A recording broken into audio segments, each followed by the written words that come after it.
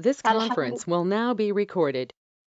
Alhamdulillahi Rabbil Alamin, wassalatu wassalamu ala ishrafil anbiya'i wal mursalin, wa ala alihi wa sahbihi ajma'in, amma ba'du. Dalam kesempatan ini, pertama-tama marilah kita panjatkan puji syukur kehadirat Allah Subhanahu wa Ta'ala yang Maha Pengasih, yang telah melimpahkan nikmat-Nya serta karunia-Nya kepada kita semua. Yang kedua, juga kita ucapkan salam dan solawat. Semoga tetap tercurahkan kepada junjungan kita, Nabi besar Muhammad Sallallahu Alaihi Wasallam, keluarganya, sahabat-sahabatnya, dan orang-orang yang selalu mengikuti ajarannya. Apa kabar ibu-ibu anggota Majelis Taklim Rabiul Khair yang saya hormati dimanapun berada? Semoga kita semua dalam keadaan sehat walafiat dan tetap istiqomah dalam menjalankan ibadah di bulan Ramadan ini. Saya Feni Arti yang akan membawakan acara pada kajian rutin hari ini, Senin 14 kajian online hari ini, Senin 14 Ramadan 1442 Hijriah, yang akan melanjutkan kajian online minggu lalu, hari ini dengan tema tafsir surah Al-Mulk ayat 18 sampai dengan ayat ke-24. Sebelum bersama Ustazah Nur Hud Al-Atas yang kita cintai. Sebelum memulai kajian rutin ini, saya akan membacakan adab-adab mengikuti kajian online. Yang pertama, kajian online ini adalah khusus untuk muslimah. Yang kedua, dianjurkan untuk tidak mengaktifkan fitur video atau kamera dan mikrofon atau audio saat join dan ketika kajian berlangsung. Yang ketiga, tidak merekam acara ini. Dan yang keempat, peserta dapat mengajukan pertanyaan melalui kolom chat. Baiklah, kita akan bersama-sama membuka kajian online ini dengan membaca basmalah. Bismillahirrahmanirrahim. Kepada Ustazah Nur Hud Al-Atas, waktu dan tempat saya persilahkan. Terima kasih.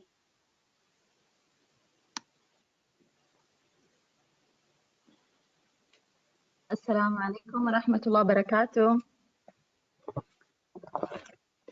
Waalaikumsalam. Rabbil alamin wa bihi nasta'in ala umuri din wa alayhi nasta'in wa bihi nasta'in ala umuri dunya wad din wassalatu wassalamu ala sayyidina wa syafi'ina Rasulillah sayyidina Muhammad ibn Abdullah alayhi wa ala ali wa ala ashabi wa ala azwaji azka as-salat wa atam taslim wa alayna ma'ahum wa fihim birahmatika ya arhamar rahimin. رب اشرح لي صدري ويسر لي أمري واحلل عقدة من لساني يفقه قولي سبحانك لا علم لنا إلا ما علمتنا إنك أنت العليم الحكيم ربنا افتح بيننا وبين قومنا بالحق وأنت خير الفاتحين وصلى الله على محمد النبي الأمي وعلى آله وصحبه وسلم. Terima kasih, jazakallah khair Ibu.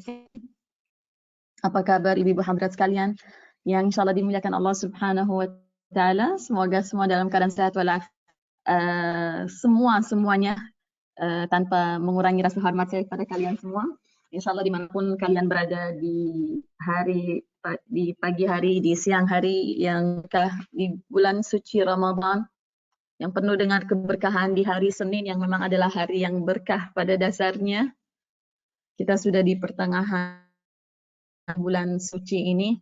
Semoga Allah Subhanahu wa taala menerima amal ibadah kita daripada puasa kita, qiyam kita, tahajud kita, tilawah Al-Quran kita, amin ya rabbal alamin, dan segala amal-amal salih pada hari-hari dan malam-malam yang telah berlalu.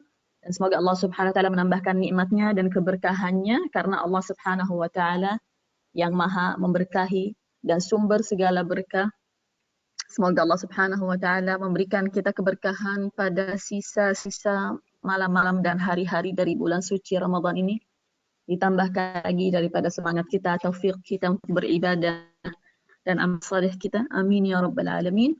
Alhamdulillah wa syukrulillah atas nikmat berkumpul dalam keadaan sehat walafiat, berkumpul dan kita dikumpulkan oleh surat Al-Mulk. pada ini di bulan Ramadan kita dikumpulkan oleh surat Al-Mulk. Juga surah ini dinamakan surat Tabarak. Ada surah yang dinamakan atau terkenal dengan kata pertama daripada surah itu. Seperti surat Al-Fatihah terkenal dengan suratul Hamd. Surat Al-Fatihah salah satu namanya adalah suratul Hamd karena kata pertama pada surat itu adalah Alhamdulillahirabbil alamin. Dan alhamdulillah wa syukrulillah, semoga Allah Subhanahu wa taala jadikan kita termasuk daripada hadis Rasulullah sallallahu alaihi wasallam, khairukum man ta'allama al-Qur'ana wa 'allamah. Sebaik-baik di antara kalian adalah yang mempelajari Al-Qur'an dan yang mengajarkannya. Kita mohon kepada Allah Subhanahu wa taala dengan segala kekurangan, dengan segala keterbatasan, jauh sekali daripada kesempurnaan pastinya. Semoga Allah Subhanahu wa taala menerima kita apa adanya sebagai orang-orang yang terbaik di antara umat Rasulullah sallallahu alaihi wasallam karena kita sedang berhubungan dengan Al-Qur'an Al-Karim. Ajaibnya yang menyampaikan hadis ini, yang meriwayatkan hadis ini, khairukum man ta'allama al-Qur'ana wa 'allamah, adalah sahabat Utsman bin Affan radhiyallahu anhu warda. Sahabat bin Affan tentunya tidak asing lagi bagi kita, adalah menantu Rasulullah sallallahu alaihi wasallam 2 kali. Dan tidak ada yang mendapatkan kemuliaan ini selain sahabat Utsman bin Affan radhiyallahu anhu, karena beliau pertama menikah dengan Siti Ruqayyah binti Rasulullah sallallahu alaihi wasallam radhiyallahu anha, lalu beliau meninggal dunia. Dan sahabat Utsman bin Affan sedih sekali dan murung karena ditinggal istri tercinta dan karena sudah menantu Rasulullah lagi. Lalu Rasulullah sallallahu alaihi wasallam mengatakan kepadanya, apakah engkau ridha atau rela wahai Utsman bahwa aku nikahkan engkau dengan putriku Ummu Kalthum supaya tidak terputus lagi hubungan menantu dan mertua antara mereka. Dan sahabat Utsman bin Affan senang sekali karena itu terkenal di kalangan umat Islam atau di antara muslimin, sahabat Utsman bin Affan dengan julukan Dzin Nurain atau Dzun Nurain, yang punya 2 cahaya. Cahaya yang dimaksud 2 cahaya itu adalah putri Rasulullah sallallahu alaihi wasallam, Siti Ruqayyah dan Siti Ummu Kalthum. Yang meriwayatkan hadis ini, khairukum man ta'allama al-Qur'ana wa 'allamah, sebaik-baik di antara kalian adalah yang mempelajari Al-Qur'an dan yang mengajarkannya, adalah sahabat Utsman bin Affan. Artinya salah satu yang mendengarkan hadis ini langsung dari Rasulullah, setelah itu meriwayatkannya dan menyampaikannya ke umat, adalah sahabat Utsman bin Affan. Dan kalau kita lihat dan kalau kita baca sejarah kehidupan beliau, kalau kita lihat bagaimana kehidupan beliau setelah beliau mendengarkan ucapan ini dari Rasulullah sallallahu alaihi wasallam, tidak pernah meninggalkan Al-Qur'an. Bahkan Al-Qur'an itu yang mengumpulkannya jadi satu adalah sahabat Utsman bin Affan, dan mushaf itu dinamakannya Mushaf Utsman. yakni kebanggaan yang tiada tara, bahwasanya mushaf pertama itu atas nama sahabat Utsman bin Affan. Bayangkan. Kenapa? Karena setelah beliau mendengarkan ucapan Rasulullah yang satu ini, sebaik-baik di antara kalian adalah yang mengajarkan Al-Quran dan mempelajarinya, dan tentunya maknanya juga di sini luas, mengajarkan tajwid, misalnya menghafal tahfiznya, tafsirnya, menjaganya, mengamalkannya dan lain sebagainya. Hadis ini benar-benar diamalkan oleh sahabat Utsman bin Affan radhiyallahu anhu, sehingga memang terkenal sekali kedekatan beliau dengan Al-Quran. Dan beliau yang mengatakan ucapan yang sangat terkenal, ya, yang kita hafal dan kita yang sangat tersebar di kalangan muslimin. Beliau mengatakan, "Lau tahurat qulubuna ma syaba'at min kalamillah." Yang mana artinya seandainya hati kita bersih, maka kita tidak akan pernah kenyang, tidak pernah akan merasa kenyang, tidak pernah akan merasa cukup dari membaca firman Allah Subhanahu wa taala. Jadi beliau sudah kasih satu tips bagaimana untuk seseorang itu bisa menjadi ahli Al-Quran. awalnya Al-Quran Al-Quran, akrab dengan Al-Quran, dengan mensucikan hatinya. Karena dari ucapan beliau difahami, kalau hati kita masih bermasalah, artinya kita tidak akan bisa mendekat dengan Al-Quran. Yani subhanallah. Dan yang mendengarkan hadis ini dan meriwayatkannya, yaitu sahabat Utsman bin Affan, bukannya cinta dan hidupnya itu semuanya yang terkenal sekali dengan bagaimana beliau menjaga mushaf Al-Quran, selalu membaca Al-Quran dan lain sebagainya. Bukan hanya itu, tetapi dikaruniai oleh Allah Subhanahu wa taala husnul khatimah inda maut. Beliau wafat dalam keadaan membaca Al-Quran. Beliau wafat dalam keadaan membaca Al-Quran. Dan ini adalah salah satu kebenaran ucapan Rasulullah atau yani janji Rasulullah sallallahu alaihi wasallam di dalam hadis lain, yang mana Rasulullah bersabda, yang mana artinya seorang akan hidup, akan menua dalam keadaan yang selalu dia lakukan sewaktu dia muda. Apa yang sering kita amalkan sewaktu kita muda daripada kebaikan atau keburukan, kita akan masuk ke masa tua kita atau ke usia tua kita, dan kita masih tetap menjalankan hal-hal itu, yang baik atau yang buruk, karena sudah menjadi kebiasaan, sudah didawamkan. Dan sabda Rasulullah di dalam hadis yang sama, dan seseorang akan meninggal dalam keadaan dia hidup. Dan sahabat Utsman bin Affan radhiyallahu anhu meninggal dalam keadaan syahid, dalam keadaan sedang membaca Al-Quran dan sedang berpuasa, dalam keadaan membaca Al-Quran. Artinya memang beliau setelah mendengarkan ucapan Rasulullah itu, sebaik-baik umatku adalah yang mengajarkan Al-Quran dan mempelajarinya. Itu benar-benar diamalkan oleh sahabat Utsman bin Affan radhiyallahu anhu, yang terkenal sekali dari sejarahnya, keakrabannya dan hubungannya yang sangat istimewa dengan Al-Quran. Semoga Allah Subhanahu wa taala jadikan kita ahlul Quran juga, amin ya rabbal alamin. Dan kita insyaallah taala di tahun ini, di bulan Ramadan, akan sedang berusaha mendekati dan berkenalan dengan surat Al-Mulk, surah yang istimewa ini. Dan sekali lagi Allah Subhanahu wa taala, di antara surah-surah Al-Quran memang yani itu satu hikmah dari Allah Subhanahu wa taala. Kenapa bisa begini? Kenapa dipilih surat Al-Mulk misalnya? Kenapa surat Yasin adalah jantung hatinya Al-Quran? Kenapa ayatul kursi adalah ayat sebaik-baik ayat di dalam Al-Quran? Kenapa surat Al-Baqarah melindungi dari syaitan? Kenapa ini, kenapa itu? Itu semuanya hal-hal yang ta'budiyah, artinya kita wajib beriman kepadanya dan menerimanya. Hikmahnya apa? Itu pilihan Allah Subhanahu wa taala. Dan Allah Subhanahu wa taala menurunkan di dalam Al-Quran 114 surat, di antaranya memang surat-surat mempunyai khasiat atau keistimewaan tertentu. Ada yang bisa mengobati, ada yang bisa membela kita di hari kiamat, ada yang bisa melindungi daripada siksa kubur dan lain sebagainya. Termasuk surat kita ini, surat Al-Mulk. Dan kalau kita akan berkenalan dengan surat Al-Mulk itu punya biodata, dan semua surat juga punya biodata. Ya, insya Allah setiap kali kita akan ulangi hal ini sampai kita hafal. Ya, karena kita ceritanya mau menjadi teman akrab dengan surat Al-Mulk, tapi harus kenal lebih dulu. Surat Al-Mulk adalah surah Makkiyah, artinya turunnya di kota Mekah. Dan kalau surat itu turunnya di kota Mekah, jadi gini, yani subhanallah, surat itu udah punya apa ya, karakter. Setiap surah itu punya karakter. Atau yang Makkiyah, maksudnya surah yang Makkiyah punya karakter tertentu, punya pembahasan tertentu. Dan surah Madaniyah atau yang turunnya di kota Madinah setelah hijrahnya Rasulullah SAW mempunyai karakter tertentu. Biasanya umumnya surat-surat yang turun di kota Mekah banyak cerita,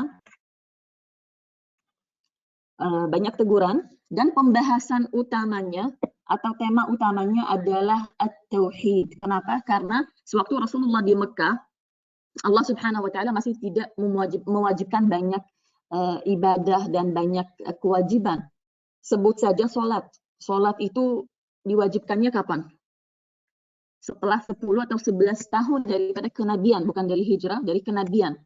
Artinya bayangkan, sholat itu jadi wajib yang 5 kali sehari ya. Yang 5 kali sehari itu setelah 10 atau 11 tahun dari Islamnya, dari lahirnya Islam.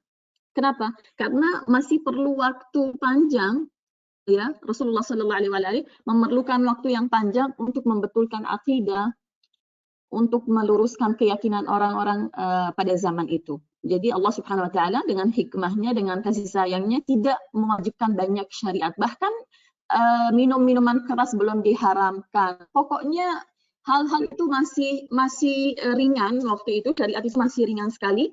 Karena yang ingin dibetulkan visi dan misi yang terutama adalah akidah dan keimanan. Karena itu surat-surat yang turun di kota Mekah, ibu-ibu hadirat sekalian yang dimuliakan Allah Subhanahu Wa Taala, dia punya karakter tertentu. Ya, udah ketahuan itu kalau kita baca surat, terus ceritanya tauhid, keimanan, akidah, kepercayaan, cerita umat-umat yang telah lalu, ya, hikmah-hikmah daripada cerita-cerita yang telah berlalu daripada umat Nabi Nuh misalnya, umat Nabi Hud, umat Nabi Saleh dan lain sebagainya. Itu udah ketahuan ini surah yang turunnya di Mekah. Kalau surah yang turun di Madinah itu adalah suratul Ahkam. Biasanya temanya adalah hukum-hukum syariat seperti misalnya salat, puasa, zakat, karena itu memang adanya setelah 10 bahkan lebih tahun setelah Islam itu lahir. Dan kebanyakan surat-surat Madaniyah itu memang tema utamanya adalah ahkam, salat, haji, puasa, qisas. Qisas itu masalah pembunuhan, pertumpahan darah, dan juga jihad. Jihad tidak ada dibahas di surat-surat yang Makkiyah, itu bukan tema utama, karena di Mekah belum ada jihad, bukan begitu? Masjid, pembangunan masjid, di Mekah kan belum ada itu. Selama Rasulullah Sallallahu Alaihi Wasallam 13 tahun pertama daripada Islam, beliau masih berdomisili di Mekah, 13 tahun pertama itu nggak ada pembangunan masjid, nggak ada jihad, nggak ada banyak ibadah, ini belum diharamkan, itu belum diharamkan. Banyak hal yang sebetulnya haram tapi masih boleh waktu itu. Kenapa? Karena ada visi dan misi yang utama, yaitu membetulkan akidah dan keimanan dan tauhid. Jadi surat Al-Mulk ini adalah surah Makkiyah, berarti nggak ada di sini kayak pembahasan sholat, ibadah, itu nggak ada di sini. Baik, dan surat Al-Mulk ayatnya 30 ayat berada di juz ke-29. Surat pertama di juz ke-29, urutannya 67 di antara surat-surat Al-Quran. Ayat-ayatnya ada 30. Rasulullah Sallallahu Alaihi Wasallam bersabda, ada satu surah di dalam Al-Quran, ayatnya hanya 30 saja, memberikan syafaat dan pertolongan dan bantuan. Syafaat adalah pertolongan atau bantuan untuk sahibnya pada hari kiamat nanti. Untuk sahibnya, untuk siapa? Untuk sahibnya, untuk temannya. Oh, jadi Al-Quran, jadi Al-Mulk itu punya teman, Kalau kita mau jadi temannya Al-Mulk, maka ketahuilah teman yang satu ini setia sekali, ya, dan dia sangat-sangat berguna dan bermanfaat. Dia akan memberikan kita bantuan dan pertolongan pada hari kiamat nanti. Amin ya rabbal alamin. Surat Al-Mulk dinamakan karena di ayat pertama ada kata Al-Mulk, juga dinamakan surat Tabarak karena kata pertama adalah Tabarak, dan juga mempunyai banyak julukan, antara lain Asy-Syafi'ah, Al-Mani'ah, Al-Munjiyah, ya, yang menghalangi maksudnya menghalangi daripada siksa, menghalangi sahibnya atau temannya. Al-Mani'ah, penjaga, pelindung, pemberi syafaat, pemberi ampunan dan lain sebagainya. Semoga Allah Subhanahu wa taala berikan kita keberkahan daripada surah ini. Amin ya rabbal alamin. Kata pertama daripada surah ini adalah Tabarakalladzi biyadihil mulk. Dan kita sudah jelaskan sebelumnya bahwasannya tabarak ini adalah kata atau kalimat pujian kepada hadirat Allah Subhanahu wa taala. Ini mirip sekali dengan surah-surah yang mulai dengan alhamdulillah. Karena alhamdulillah adalah pujian kepada Allah Subhanahu wa taala. Ini juga mirip dengan surah yang mulai dengan subhanalladzi, misalnya seperti surat Al-Isra yang alhamdulillah waktu itu kita sudah bahas di bulan Rajab yang telah berlalu. Subhanalladzi asra. Nah, subhan, alhamdu, tabarak, itu semua adalah pujian daripada Allah Subhanahu. Pujian dari kita teruntuk Allah Subhanahu wa taala, dan siapa yang mengajarkan kita? Tentunya Allah Subhanahu wa taala yang mengajarkan kita untuk memujinya dan mengucapkan ucapan-ucapan yang seperti ini. Dan ini mempunyai makna yang sangat sangat dalam dan sangat indah dan tidak bisa dipersembahkan untuk selain Allah Subhanahu wa Ta'ala. Jadi nggak bisa kita bilang subhanallah kepada selain Allah, subhan kepada selain Allah, atau alhamd kepada selain Allah, itu nggak bisa dan nggak boleh dan tidak sesuai memang, karena nggak ada yang sempurna sehingga bisa kita puji dengan kata subhan. Nggak ada yang zat yang sempurna yang bisa kita puji dengan kata alhamd. Nggak ada yang zat yang sempurna yang bisa kita puji dengan ucapan tabarak. Berkaitan dengan surat ini, surat Al-Mulk, tabarak, tentunya alhamd mempunyai arti, subhan mempunyai arti, dan tabarak mempunyai arti, tetapi semua di bawah pujian kepada hadirat Allah Subhanahu wa Ta'ala yang tidak bisa dengan disebutkan untuk salah. Berkaitan dengan surat tabarak, kata pertama adalah tabarak, dan kita sudah sebut sebelumnya bahwasanya tabarak itu dari keberkahan, dari barakah. Kenapa kita memuji Allah Subhanahu wa Ta'ala dengan kata ini? Tentunya Allah yang mengajarkan kita dan mengajak kita, dan Allah Subhanahu wa Ta'ala yang menetapkan pujian ini kepada zatnya. Kenapa tabarak? Kenapa kita memuji Allah Subhanahu wa Ta'ala dengan kata ini? Karena Allah Subhanahu wa Ta'ala sumber keberkahan. Apa itu keberkahan? Keberkahan adalah hal yang banyak dan bermanfaat. Itu harus dicatat. Apa itu berkah? Banyak dan bermanfaat atau banyak dan berguna. Jadi banyak aja bukan berkah, bukan tanda keberkahan. Hanya berguna itu juga tidak berkah, bukan tanda keberkahan, ya. Tetapi kalau dia satu perkara yang banyak dan berguna atau berfaedah, maka ini yang namanya keberkahan, dan ini yang kita perlukan memang, dan ini adalah doanya Rasulullah sallallahu alaihi wasallam. Al-Qur'an penuh dengan ayat-ayat di mana para nabi, para rasul, para hamba-hamba Allah Subhanahu wa Ta'ala memohon keberkahan. Ayatnya apa? Rabbi anzilni munzalan mubarakan wa anta khairul munzilin. Kalau nggak salah ini doanya Nabi Nuh alaihi salam setelah perahunya menetap, ya, kalau nggak salah, Rabbi anzilni munzalan mubarakan. Ya Allah, tempatkanlah aku pada tempat yang berkah. Jadi keberkahan itu adalah salah satu keperluan dan adalah salah satu harapan bahkan daripada Nabi dan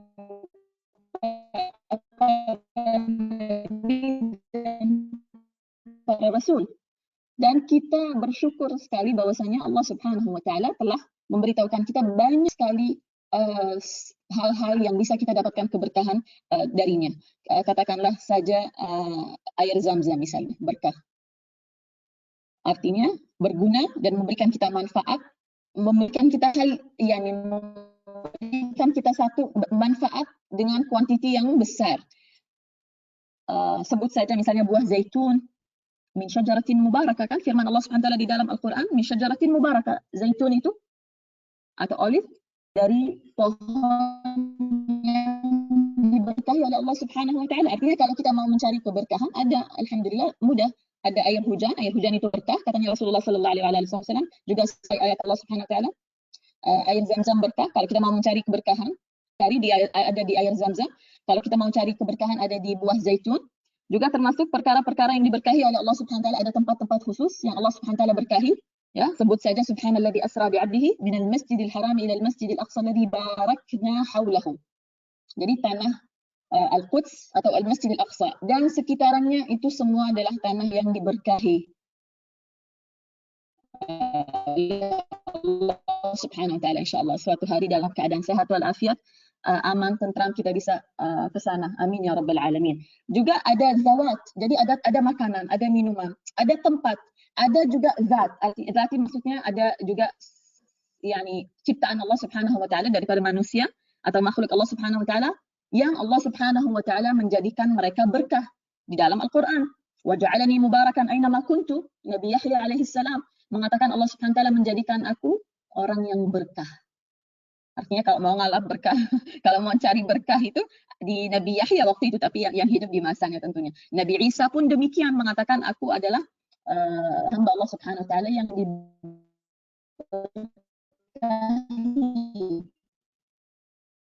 dan kesejahteraan bagiku di hari aku dilahirkan, di hari aku diwafatkan, di hari aku dibangkitkan. Rasulullah Sallallahu Alaihi Wasallam tentunya salah satu sumber berkah, dan sahabat Rasulullah Sallallahu Alaihi Wasallam rebutan sewaktu Rasulullah itu ambil air wudhu, mereka rebutan untuk meminum sisa-sisa air wudhu yang masih menetes daripada tubuh beliau Sallallahu Alaihi Wasallam. Rambutnya disimpan oleh para sahabat Khalid bin Al-Walid, selalu meletakkan satu helai rambut. Jadi kalau Rasulullah itu lagi cukur rambut, jenggotnya atau rambutnya, di setiap bulan, tentunya setiap bulan, atau pas waktu haji, waktu umrah, itu semua sudah ada tentunya hadis-hadis di buku-buku hadis bahwasanya sahabat Rasulullah Sallallahu Alaihi Wasallam rebutan untuk mendapatkan rambut atau bulu Rasulullah Sallallahu Alaihi Wasallam. Cerita yang sangat terkenal daripada sahabat Khalid bin Al-Walid radhiyallahu anhu arba, di mana beliau termasuk yang punya satu helai daripada rambutnya Rasulullah, dan beliau selalu meletakkannya di imamahnya. Imamah itu yang ditaruh di atas kepala oleh laki-laki, kayak kopiah gitu, tapi kayak dililit, ya, ditaruh di situ rambutnya Rasulullah Sallallahu Alaihi Wasallam selalu. Dan beliau mengakui bahwasannya setiap peperangan kalau ada peperangan dan beliau membawa rambut Rasulullah di imamahnya, itu beliau selalu menang. Di peperangan itu selalu umat Islam yang menang. Pernah suatu hari sulit sekali keadaannya dalam perang itu, setelah dicek ternyata rambutnya nggak kebawa. Rambutnya Rasulullah kali tidak kebawa. Jangankan rambutnya dan sisa air wudhunya, keringatnya aja Rasulullah berkah dan dijadikannya obat oleh sahabat perempuan Ummu Sulaim, ibundanya sahabat Anas bin Malik radhiyallahu anhu. Jangankan keringat oleh salah satu sahabat, kalau nggak salah Abdullah bin Zubair atau Urwah bin Zubair. Pokoknya salah satu ponakannya Siti Aisyah radhiyallahu anha meminum darahnya Rasulullah, padahal Rasulullah udah bilang jangan ada yang meminum darah saya. Tapi sahabat itu lalu meminum darahnya Rasulullah, dan ketahuan oleh Rasulullah. Rasulullah ketawa dan mengatakan, tubuhmu tidak akan bisa disentuh oleh neraka. Karena darahnya Rasulullah sudah mengalir di dalam darahnya si sahabat ini. Jadi ada manusia yang berkah, ada tempat yang berkah, ada makanan yang berkah, ada minuman yang berkah, ada waktu yang berkah. Ada waktu yang berkah. Katanya Rasulullah Sallallahu Alaihi Wasallam, burika li ummati fi bukuriha. Diberkahi kepada atas umatku waktu pagi mereka.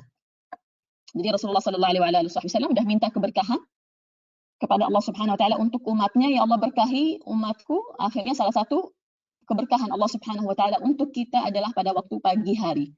Pada waktu pagi hari rezeki dibagikan dan bermanfaat, dan pekerjaan atau usaha pada pagi hari mendapatkan kesuksesan lebih daripada di waktu-waktu lain. Kenapa? Karena waktu ini diberkahi oleh Allah Subhanahu wa Ta'ala. Dan itu adalah sesuatu yang kita minta dan memang harus kita selalu minta, yaitu keberkahan. Kenapa? Karena keberkahan artinya satu hal yang berguna, yang bermanfaat dan banyak dan cukup untuk kita. Di hadapan mata kita bukan banyak bilangan dan jumlahnya, tetapi berguna dan bermanfaat dan cukup. Dan ini salah satu doa Rasulullah yang selalu beliau panjatkan di dalam doa kunutnya. Di dalam doa kunut, Allahumma hdina fiman hadait, Allahumma hdini fiman hadait, wa'afini fiman afait, wa tawallani fiman tawallait, wa barik li fima a'tait. Dan berkahi segala sesuatu yang telah Engkau karuniakan kepadaku, ya Allah. Doa kunut itu sendiri kalau mau dibicarakan bisa 2-3 pertemuan. Doa kunut adalah termasuk salah satu, yakni doa terindah. Doa terindah termasuk salah satu doa terindah daripada doa-doa Rasulullah Sallallahu Alaihi Wasallam. Karena beliau di doa kunut itu memohon perkara-perkara yang sangat utama dan yang paling diperlukan sebetulnya oleh setiap muslim dan muslimah. Saya harap ibu-ibu bisa mencari artinya, terjemahannya doa kunut. Taib, surat ini mulai dengan kata tabarak. Ini juga, dan saya heran, ini sudah pertemuan ketiga dan nggak ada yang menanyakan. Juga saya heran, subhanallah, kok bisa saya lupa sampai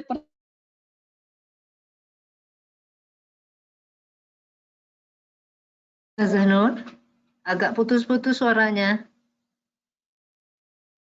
pertemuan ketiga ini. Ya, baru saya bahas ini, yaitu subhanallah, memang manusia nggak ada yang sempurna, kekurangan. Ini atau membicarakan saat pertemuan yang telah berlalu nggak ada yang tanya juga. Yaitu biasanya kalau kita melihat sesuatu yang baik, sesuatu yang bagus, kita disunahkan untuk mengucapkan Masya Allah, Tabarakallah, atau Barakallahu laka, atau seperti misalnya salah satu doa yang terkenal juga kalau ada yang menikah, kita ucapkan Barakallahu lakum wa baraka alaikuma wa jama'a bainakuma fi khair. Juga ucapan yang selalu ada di lidah orang Arab kalau melihat satu hal yang baik atau hal yang bagus, mereka akan mengatakan Masya Allah, Tabarakallah. Bukan begitu? Kita kemarin di surat Al-Kahf belajar juga salah satu doa, kalau kita melihat satu benda yang bagus, yaitu Masya Allah, la quwwata illa billah. Juga kita bisa ucapkan Masya Allah, Tabarakallah. Kenapa? Di sini kita mengembalikan segala sesuatu yang indah, segala sesuatu yang bagus, segala sesuatu yang wow di mata kita itu kita kembalikan kepada hadirat Allah Subhanahu wa taala, bahwasanya Masya Allah, ini semua kehendak Allah, ini bukan dari manusia, ini bukan dari usaha, ini bukan dari siapa-siapa, ini kembalinya dan sumbernya dari Allah. Masya Allah, Tabarakallah. Di sini kita memuji Allah Subhanahu wa taala karena kita telah melihat salah satu ciptaannya yang indah. Jadi kita kembali lagi memuji Allah, bukan memuji benda itu. Subhanallah, Muslim itu ucapannya itu semuanya zikir. Kalau kita perhatikan ucapan seorang Muslim itu zikir, yakni apa-apa zikir. Bangun, duduk, tidur, makan, minum, keluar, masuk, bismillahirrahmanirrahim. Ada doa ini, ada doa itu. Yani subhanallah, kita ini orang yang sangat-sangat beruntung bisa jadi daripada umatnya Rasulullah SAW. Sampai-sampai kalau kita lihat satu benda yang bagus, kita bukannya muji benda itu. Pertama-tama kita memuji sumber daripada benda itu, atau hal itu, atau makhluk itu, atau ciptaan itu, yaitu Masya Allah, Tabarakallah. Artinya kita memuji Allah Subhanahu wa taala bahwasanya ini adalah salah satu bentuk pemberian daripada Allah Subhanahu wa taala. Memang Allah yang memberikan keberkahan, Allah yang memberikan benda-benda, menciptakan hal-hal yang bermanfaat dan lain sebagainya. Itu salah satu ucapan yang insyaallah taala selalu menjadi yakni itu sebagian daripada zikir juga karena kita memuji Allah. Masya Allah, Tabarakallah. Sampai di ayat nomor 17 ya, 18. A'udzu billahi minasyaitonir rajim. Wa laqad kadzdzaba alladziina min qablihim fakaifa kana nakir. Sesuai urutan ayat-ayat di dalam surat Al-Mulk dimulai dengan memuji Allah Subhanahu wa taala dengan alladzi khalaqa sab'a samawatin tibaqa, lalu 2-3 ayat berikutnya alam semesta kita diajak untuk merenung, untuk tafakkur alam, untuk memperhatikan ciptaan Allah Subhanahu wa taala. Lalu setelah itu keadaan orang-orang yang tidak beriman kepada Allah Subhanahu wa taala pada hari kiamat nanti, ya. Ayat nomor 10, wa qalu law kunna nasma'u aw naqilu ma kunna fi ashabis sa'ir. Mereka mendengar dan mereka punya akal tetapi terhalang daripada kebenaran. Bukannya mereka tuli dan gila, wa qalu law kunna nasma'u aw naqilu, tetapi mereka mendengar dan mereka berakal, hanya saja akal dan pendengaran mereka terhalangi daripada kebenaran dan hidayah. Lalu ayat nomor 12, Allah Subhanahu wa taala memuji orang-orang yang takut kepada Allah Subhanahu wa taala, innal ladzina yakhshawna rabbahum bil ghaibi lahum maghfiratu wa ajrun kabir. Halaman berikutnya yang ada di hadapan kita ini, wa asirru qaulakum aw ijharu bihi, apa-apa yang kita jaharkan, apa-apa yang kita terangkan, apa-apa yang kita simpan di dalam hati, semuanya diketahui oleh Allah Subhanahu wa taala. Alimun bidatis sudur. Ala ya'lamu man khalaqa wa huwal latiful khabir. Bagaimana Allah tidak tahu sementara Allah yang telah menciptakan kita, dan Allah Subhanahu wa taala Al-Latif, yang maha lembut atau maha halus, Al-Khabir, yang maha teliti. Lalu kembali lagi Allah Subhanahu wa taala mengajak kita untuk merenungi semesta ini, ciptaan Allah Subhanahu wa taala, karena merenung dan tafakkur adalah ibadah, ibu-ibu. Bertafakkur dan merenung itu adalah ibadah. Bahkan dikatakan, nggak tahu ini hadis Rasulullah atau dari ucapan dari sahabat, ya, tapi ucapan ini maknanya ada hal-hal yang jika kita pandang, kita termasuk ibadah. Antara lain Al-Quran. Memandang Al-Quran itu adalah mendapatkan pahala karena termasuk ibadah. Memandang laut adalah ibadah, memandang Ka'bah adalah ibadah. Jadi ini perkara-perkara yang diciptakan oleh Allah Subhanahu wa taala, termasuk merenung dan tafakkur di alam semesta ini. Kalau kita niatkan memang untuk menambah keimanan, untuk menetapkan hati pada agamanya Allah Subhanahu wa taala, untuk menambah cinta kita kepada Allah Subhanahu wa taala, tentunya renungan itu menjadi bukan sekedar pandangan saja, tetapi menjadi pahala insyaallah taala. Lalu wallazi ja'ala lakumul arda dhalulan, nikmat Allah Subhanahu wa taala termasuk nikmat terbesar daripada Allah Subhanahu wa taala, bahwasanya bumi ini dipaparkan untuk kita insan manusia dan dijadikannya mudah untuk dijelajahi. Itu adalah nikmat yang sangat besar dan mungkin tidak pernah kita sadari nikmat ini, karena basically kita nggak pernah melihat kebalikannya, karena kita memang nggak pernah ngalamin yang namanya bumi ini kayak bebatuan semua dan nggak ada yang bisa ngebangun, nggak ada yang bisa cangkul, nggak ada yang bisa nanam, nggak ada yang bisa hidup. Kita nggak pernah memang merasakan hal ini, tetapi alhamdulillah Allah mengingatkan kita bahwasanya asalnya bumi itu nggak seperti ini. Ini dijadikannya zalulan agar kita ini bisa berjalan, bisa hidup, bisa menjadi khalifah, bisa beranak pinak di dunia ini, bisa menanam, bisa makan dan minum dan lain sebagainya. Jadi ayat nomor 15 ini luar biasa.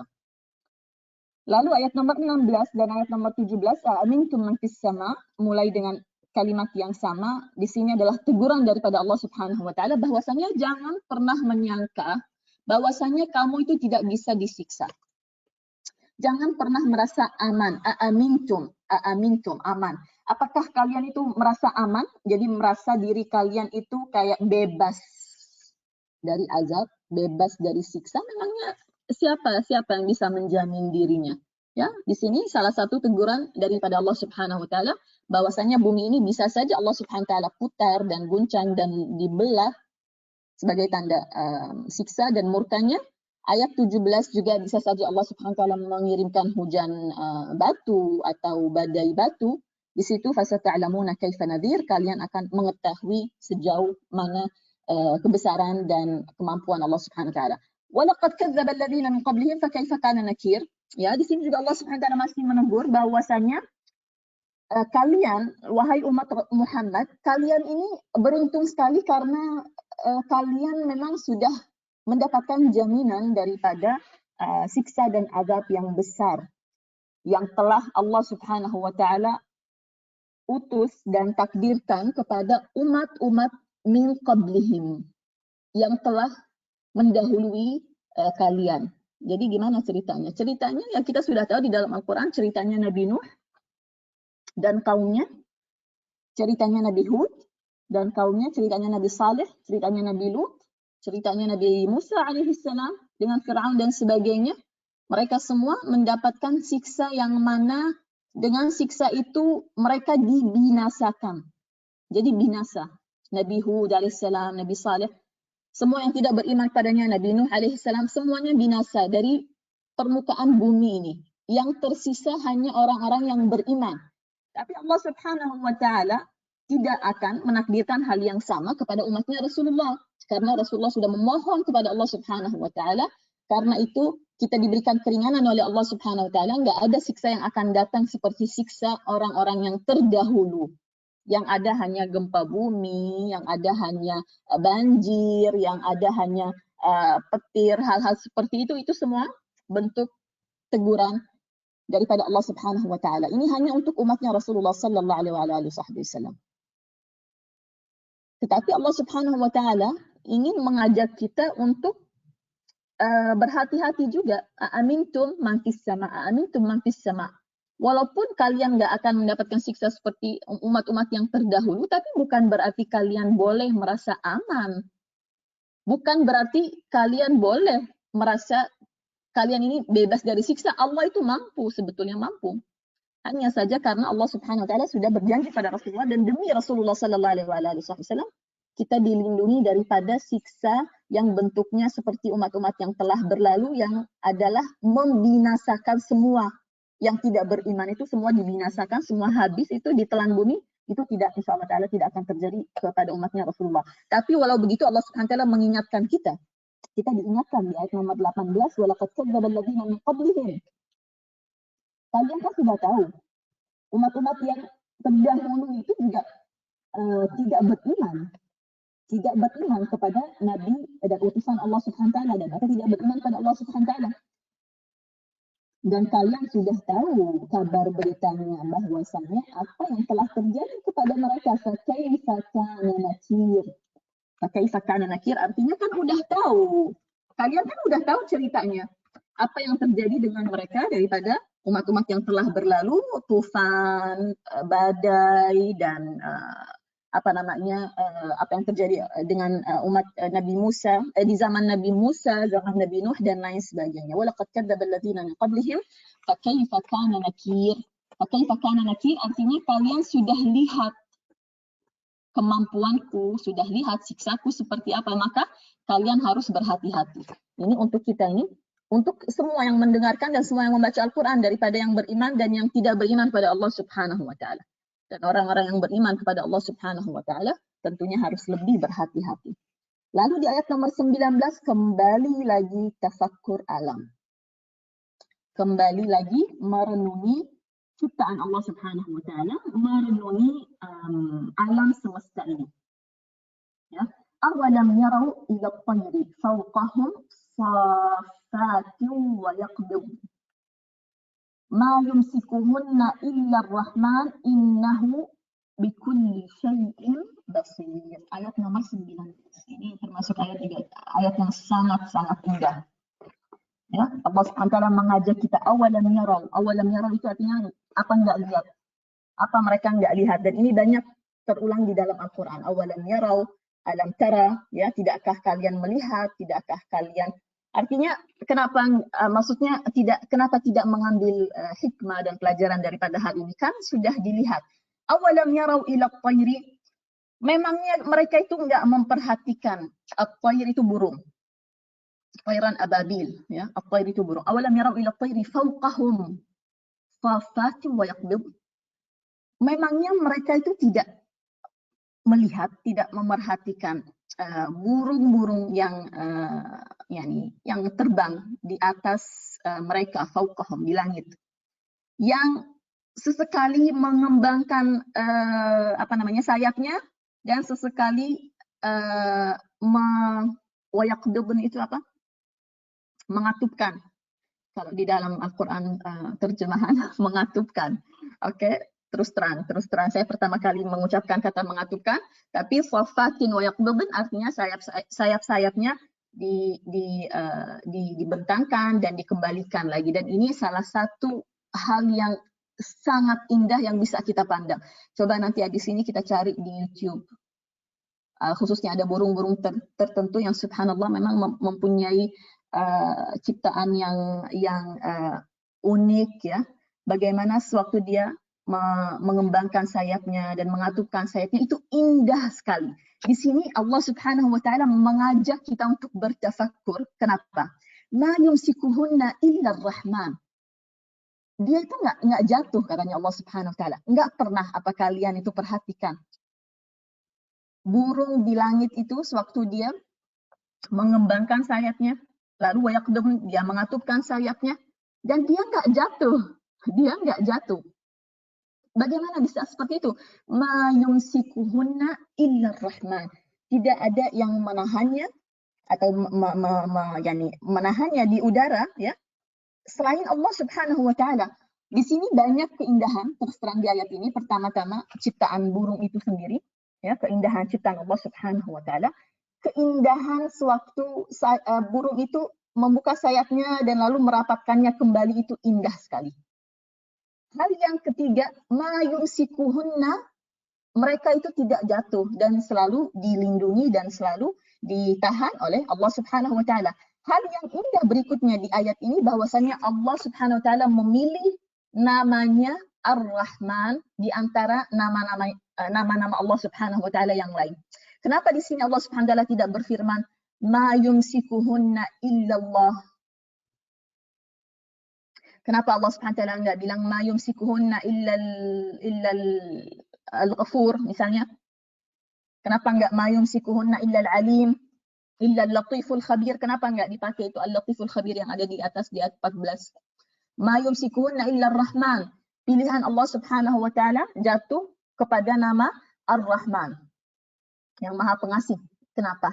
Karena Allah Subhanahu wa taala menahan burung-burung itu daripada jatuh dari udara. Yang menahan mereka adalah kasih sayang Allah Subhanahu wa taala. Ma yumsikuhunna illa Rahman. Di sini ada makna yang sangat-sangat dalam, bahwasanya perlindungan itu atas nama Ar-Rahman. Allah Subhanahu wa taala kalau menjaga kita itu, yang menjaga kita itu adalah kasih sayang Allah Subhanahu wa taala. Yang menolong kita kalau kita dalam keadaan kesusahan itu kasih sayang Allah Subhanahu wa taala.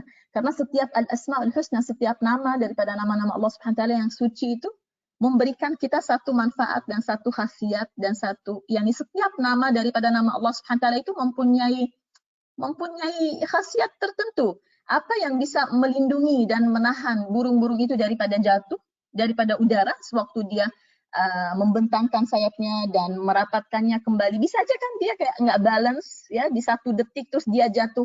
Tapi dia nggak pernah jatuh. Kenapa? Ma yumsikuhunna illa Rahman. Karena kasih sayang Allah Subhanahu wa taala menahan mereka. Karena cinta Allah Subhanahu wa taala dan rahmatnya menahan mereka. Jadi nama Ar-Rahman dipilih di sini punya hikmah tertentu. Begitupun kalau kita telusuri di dalam Al-Quran, Allah Subhanahu wa taala yang ada ayat yang sama dengan ayat ini di dalam surat Al-Mulk, yaitu ma yumsikuhunna illallah aw lam yarau ila di surat An-Nahl ya, di surat An-Nahl, surat An-Nahl di ayat 79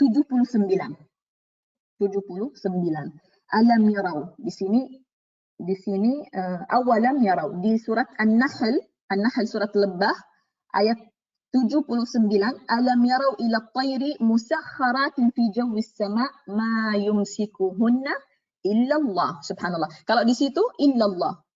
Inna fi dzalika la ayatin liqaumin yu'minun. Sesungguhnya pada hal ini bahwasannya burung bisa terbang di angkasa dengan mudah ya, dan tidak jatuh, ditahan oleh Allah Subhanahu wa taala adalah sebagian daripada pertanda untuk orang-orang yang beriman.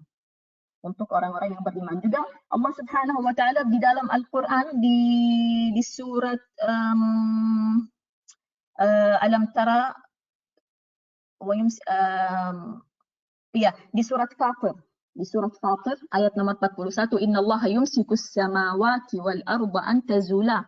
Allah Subhanahu wa taala yang menahan langit, bumi, langit di atas kita 7 lapisan kan, sesuai di dalam surat Al-Mulk, alladzi khalaqa sab'a samawatin tibaqa, berlapis-lapis, ada 7 lapis. Siapa yang menahannya? Allah Subhanahu wa taala. Di surat Fatir, juga di surat Al-Hajj, di surat Al-Hajj ayat 65, alam tara annallaha sakhkhara lakum ma fil ardi. Apakah kalian tidak memperhatikan bahwasanya Allah Subhanahu wa taala telah memudahkan bagi kalian apa-apa yang ada di atas bumi, wal fulka tajri fil bahri bi amrih, dan dengan perintah dan kehendak Allah Subhanahu wa taala perahu bisa berlayar di atas laut, wa yumsikus samaa an taqa'a 'alal ardi illa bi idnih, dan Allah lah yang menahan langit ya daripada dia terjatuh ke atas bumi, illa biizni, dengan izinnya. Innallaha binnasi laraufur rahim. Sesungguhnya Allah Subhanahu wa taala kepada manusia maha rauf dan rahim. Apa itu rauf dan rahim? Ini juga termasuk daripada nama-nama Allah Subhanahu wa taala, yaitu yang maha rahim, maha penyayang. Ar-rauf kalau diartikan biasanya di Quran Translator itu maha pengasih, tapi rauf itu bukan maha pengasih karena enggak sesuai dengan Ar-Rahman. Ar-Rahman maha pengasih. Ar-Rauf ini yang mengasihi dengan kelembutan, dengan kehalusan juga. Yang ini subhanallah, setiap ayat itu punya menggunakan satu istilah atau satu nama daripada nama Allah Subhanahu wa taala yang memang pas untuknya. Seperti yang satu ini, ma yumsikuhunna illa Rahman. Artinya Allah Subhanahu wa taala menahan burung di udara itu. Apa yang menahan mereka? Kasih sayang Allah Subhanahu wa taala. rahmat Allah Subhanahu wa taala. Nah, dan ditutup ayatnya juga dengan salah satu ucapan kalimat yang sangat indah, innahu bikulli syai'in basir. Allah Subhanahu wa taala terhadap segala sesuatu maha mengetahui. Allah Subhanahu wa taala maha mengetahui atas segala sesuatu dan maha melihat. Innahu bikulli syai'in basir. Maaf, Allah Subhanahu wa taala maha melihat setiap sesuatu. Artinya yang di langit, yang di bumi semua dilihat oleh Allah Subhanahu wa taala. Burung sebanyak itu semua dipantau oleh Allah Subhanahu wa taala. Innahu bikulli syai'in basir. Lalu di ayat 20, amman hadzal ladzi huwa jundul lakum yansurukum min dunir rahman. Di sini setelah kita diajak untuk tafakkur alam, kembali lagi sekarang seperti ayat 16, 17 ada teguran. Di ayat 20, amman hadzal ladzi huwa jundul lakum yansurukum min dunir rahman inil kafiruna illa fi ghurur. Amman untuk yang suka bahasa Arab. Amman sebetulnya dia terdiri dari dua kata atau dari dua huruf. Kalau di dalam bahasa Arab ini tidak dinamakan kata, dinamakan huruf. Dia terdiri dari dua huruf, yaitu alif mim, lalu man, mim nun. Jadi sebetulnya amman itu mim yang ada di hadapan kita ini yang ada tasydidnya, apa-apa yang di atasnya ada tasydid artinya dia double kan, artinya dua huruf. Artinya di sini ada dua mim dan terpisah sebetulnya, asalnya terpisah. Alif mim lalu mim nun man. Asalnya begitu, man hadza, man. Tapi karena berat, amman. Dan orang Arab memang dari dulu sejarahnya seperti itu, memudahkan ucapan dan lafaz. Sehingga kalau ada dua huruf yang sama bertemu, yang pertama sukun, mati, yang kedua ada harakahnya, digabung jadi satu dan dikasih tasydid. Itu asal muasalnya, tasydid datang dari mana? Ada dua huruf, amman. Artinya amman atau siapakah. Jadi atau. Man siapa? Man siapa atau siapakah? Amman atau siapakah zat yang mampu menolong kalian, alladzi huwa jundul lakum yansurukum, yang mampu membela kalian, yang mampu menolong kalian min dunir rahman, selain Allah Subhanahu wa taala. Di sini kita diajak bertafakkur tadi, sebelumnya tafakkur alam, sekarang mengasah akal dan otak, stimulasi otak, ya, berpikir sejenak. Amman hadzal ladzi huwa jundul lakum yansurukum min dunir rahman. Atau siapakah itu yang bisa menjadi tentara, pelindung, pembela bagi kalian selain Ar-Rahman, selain yang Maha Pengasih. Ini sambungan dari ayat nomor berapa? 18, 17, 16 di atas itu. Jadi ayat nomor 19 ini kayak bukan yang nggak nyambung, tetapi ini membicarakan tema yang lain. Ayat 20 kembali bersambung dengan ayat 18 dan di atasnya. Di atas Allah Subhanahu wa taala berfirman, A'amintum dua kali, apakah kalian merasa aman? Apakah kalian merasa aman bahwasanya kalian tidak akan pernah disiksa? Nah, ayat 20 ini sambungan daripada ayat-ayat A'amintum, yaitu ataukah kalian merasa kalian punya pembela, punya bala tentara yang bisa membela kalian selain daripada Allah Subhanahu wa taala. Di sini juga salah satu yang sangat indah ya dan menarik perhatian, Allah Subhanahu wa taala menggunakan namanya Ar-Rahman sekali lagi. Artinya kita dilindungi, kita dijaga, kita dibela. Yang membela kita itu nama Allah Ar-Rahman. Inil kafiruna illa fi ghurur. Inil kafiruna illa fi ghurur. Sesungguhnya orang-orang yang tidak beriman pada Allah Subhanahu wa taala, mereka itu dalam keadaan tertipu. Tertipu gimana maksudnya? Karena mereka mengandalkan diri mereka. Mereka mengandalkan prajurit mereka. Mereka mengandalkan tentara mereka. Mereka mengandalkan senjata-senjata mereka. Mereka mengandalkan kekuatan perekonomian mereka. Mereka mengandalkan banyaknya tentara atau prajurit yang mereka miliki dan lain sebagainya seperti negara-negara besar itu, ya Allah Subhanahu wa taala mengatakan ini kafiruna illa fi ghurur. Sehingga sesungguhnya mereka itu dalam keadaan tertipu. Sesungguhnya mereka itu dalam keadaan tertipu. Kenapa? Karena mereka pikir mereka bisa menjadi bala tentara bagi diri mereka sendiri. Padahal asalnya bahwasanya tidak ada yang bisa melindungi dan membela selain Allah Subhanahu wa taala. Di sini mengingatkan kita kepada apa? Kepada Nabi Nuh alaihi salam, ya. Cerita yang sangat yani subhanallah menggetarkan hati. Nabi Nuh alaihi salam dan putranya. Waktu Nabi Nuh alaihi salam mengajak putranya dan orang-orang yang beriman kepadanya dan kepada Allah Subhanahu wa taala untuk naik ke perahu karena selain mereka akan dibinasakan oleh Allah Subhanahu wa taala. Lalu putranya Nabi Nuh alaihi salam mengatakan sa'awi ila jabalin ya'simuni minal ma'. Ceritanya di surat Hud. Surat Hud semuanya adalah cerita para nabi dan rasul dan umat-umat mereka. Surat Hud di ayat misalnya di ayat 41 Nabi Nuh alaihi salam mengatakan wa qala irkabu fiha, ayo naiklah, sekarang sudah waktunya kita jalan. Sekarang sudah waktunya kita menjauh daripada tempat ini. Wa qala irkabu fiha, naiklah kalian ke perahu ini.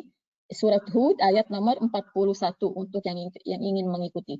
Bismillahi majreha wa mursaha inna rabbi laghafurur rahim. Bismillah katanya Nabi Nuh, bismillah, dengan nama Allah Subhanahu wa taala kita akan berlayar dan kita insyaallah taala akan dilindungi oleh Allah Subhanahu wa taala. Inna rabbi laghafurur rahim juga subhanallah. Doanya Nabi Nuh itu ya, penutup ayat ini, inna rabbi, sesungguhnya Rabbku la ghafurur rahim. Juga di sini dibawa-bawa kasih sayang Allah Subhanahu wa taala. Karena siapa yang bisa menjaga mereka sewaktu mereka akan berlayar, siapa yang bisa menjaga mereka daripada azab yang akan turun, inna rabbi la ghafurur rahim. Rahmat Allah Subhanahu wa taala. Wa hiya tajri bihim fi mawjin kal jibal, nanti keadaan yang seperti itu di mana mulai air lautan mulai yani akan menenggelamkan orang-orang yang tidak beriman pada Allah Subhanahu wa taala. Wa nada Nuhun ibnahu, dan Nuh memanggil anaknya. Pada saat itu dia kaget, Nabi Nuh kaget, ternyata anaknya nggak naik ke perahu. Ya, setelah semua sudah settle di atas perahu dan perahu mulai berlayar, ternyata loh kok anak saya si fulan belum naik. Wa kana fi ma'zil. Dan anaknya Nabi Nuh itu lagi di tempat yang berusaha untuk mencari tempat untuk menjauh atau untuk melindungi dirinya. Wa kana fi ma'zilin, menjauh dan terpencil, dia pikir dia bisa menolong dirinya. Dipanggil oleh Nabi Nuh alaihissalam, ya bunayya arkam ma'ana, ya Allah, dan panggilannya itu panggilan lembut banget. Ya bunay. Ya bunay itu kayak Ananda, wahai Ananda, anak Anda. Irkab ma'ana, naiklah ke kapal ini. Wala takum ma'al kafirin. Ya, kalau kamu nggak naik berarti kamu statusnya gimana dong? Karena yang naik ke perahu ini hanya orang-orang yang beriman. Wala takum ma'al kafirin. Apa kata anaknya di ayat nomor 43?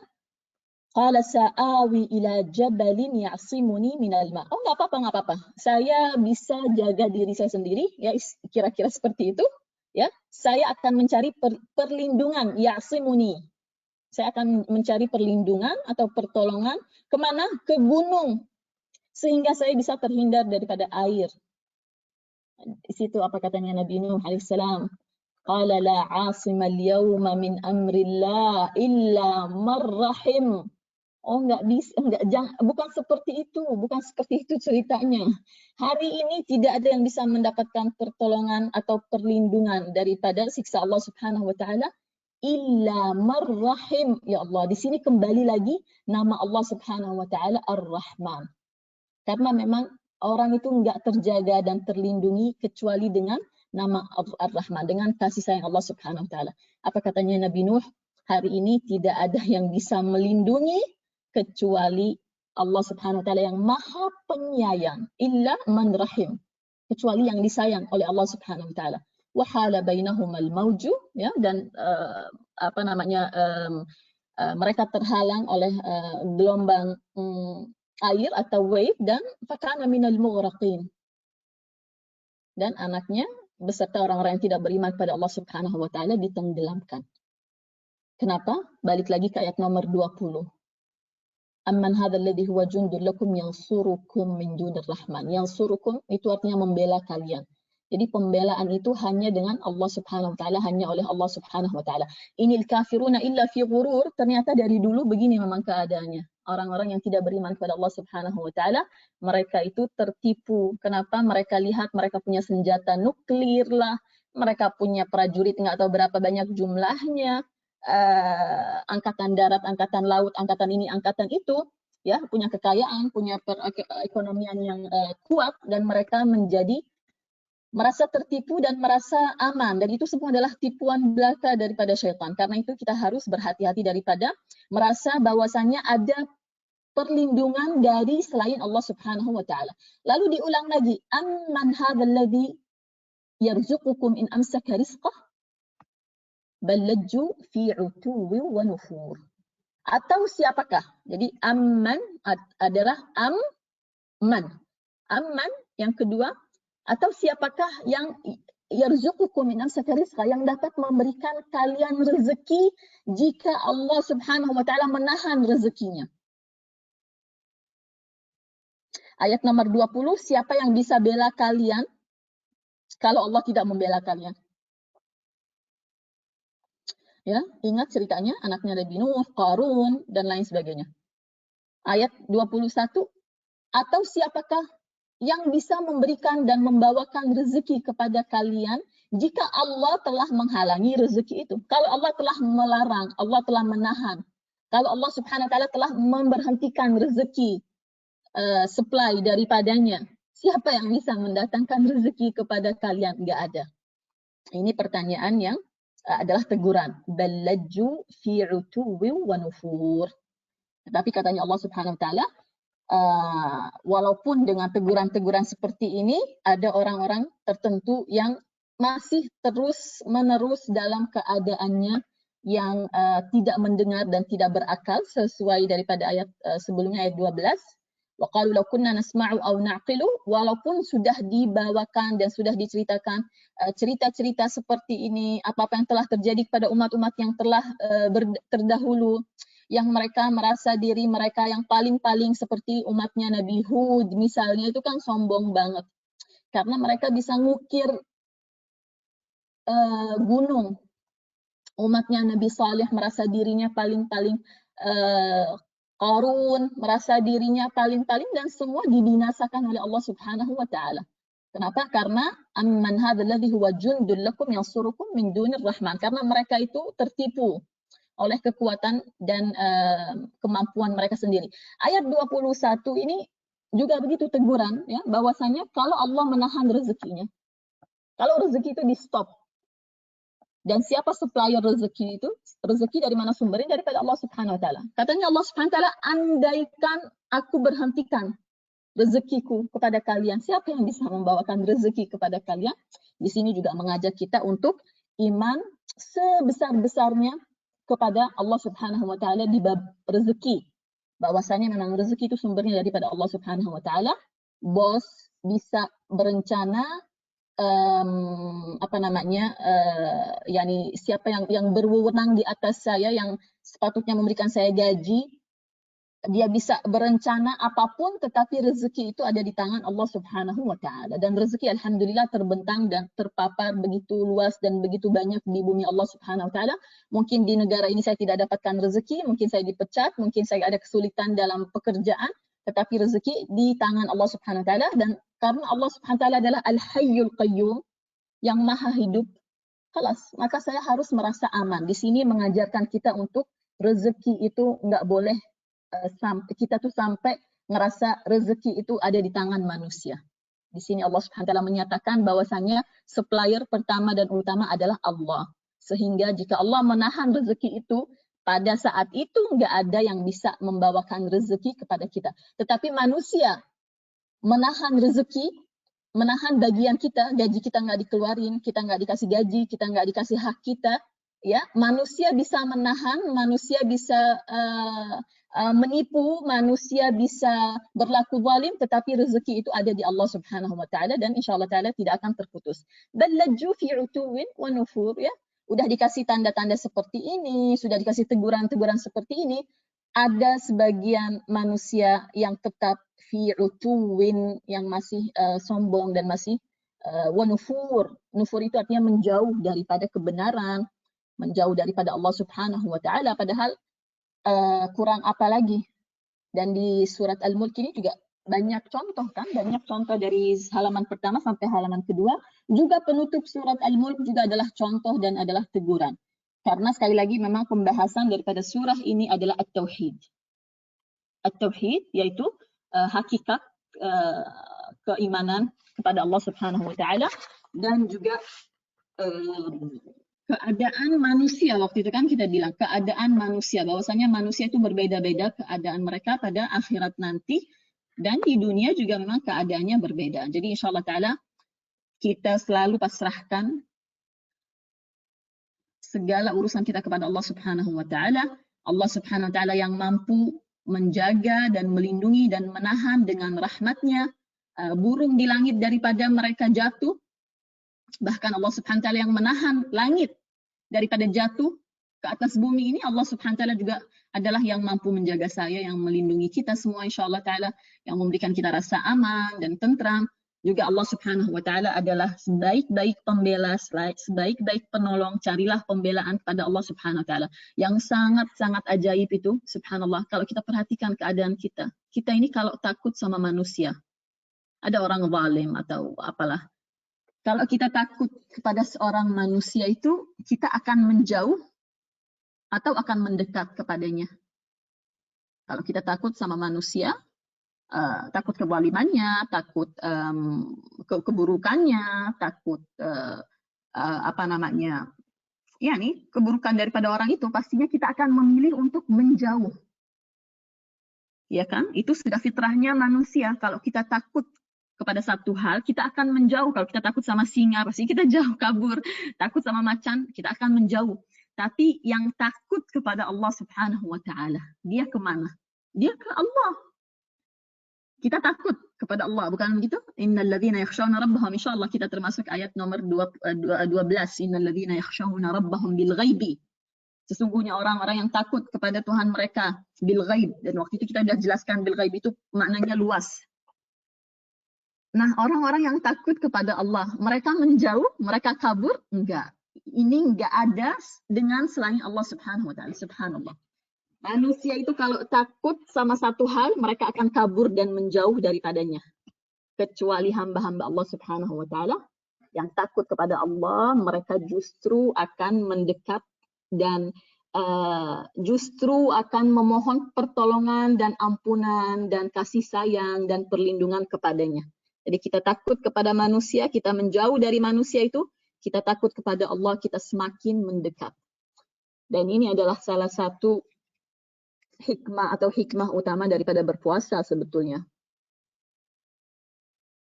Ya ayyuhalladzina amanu kutiba alaikumus shiyam kama kutiba alal ladzina min qablikum la'allakum tattaqun. Apa katanya sahabat Ali bin Abi Thalib radhiyallahu anhu arda waktu itu?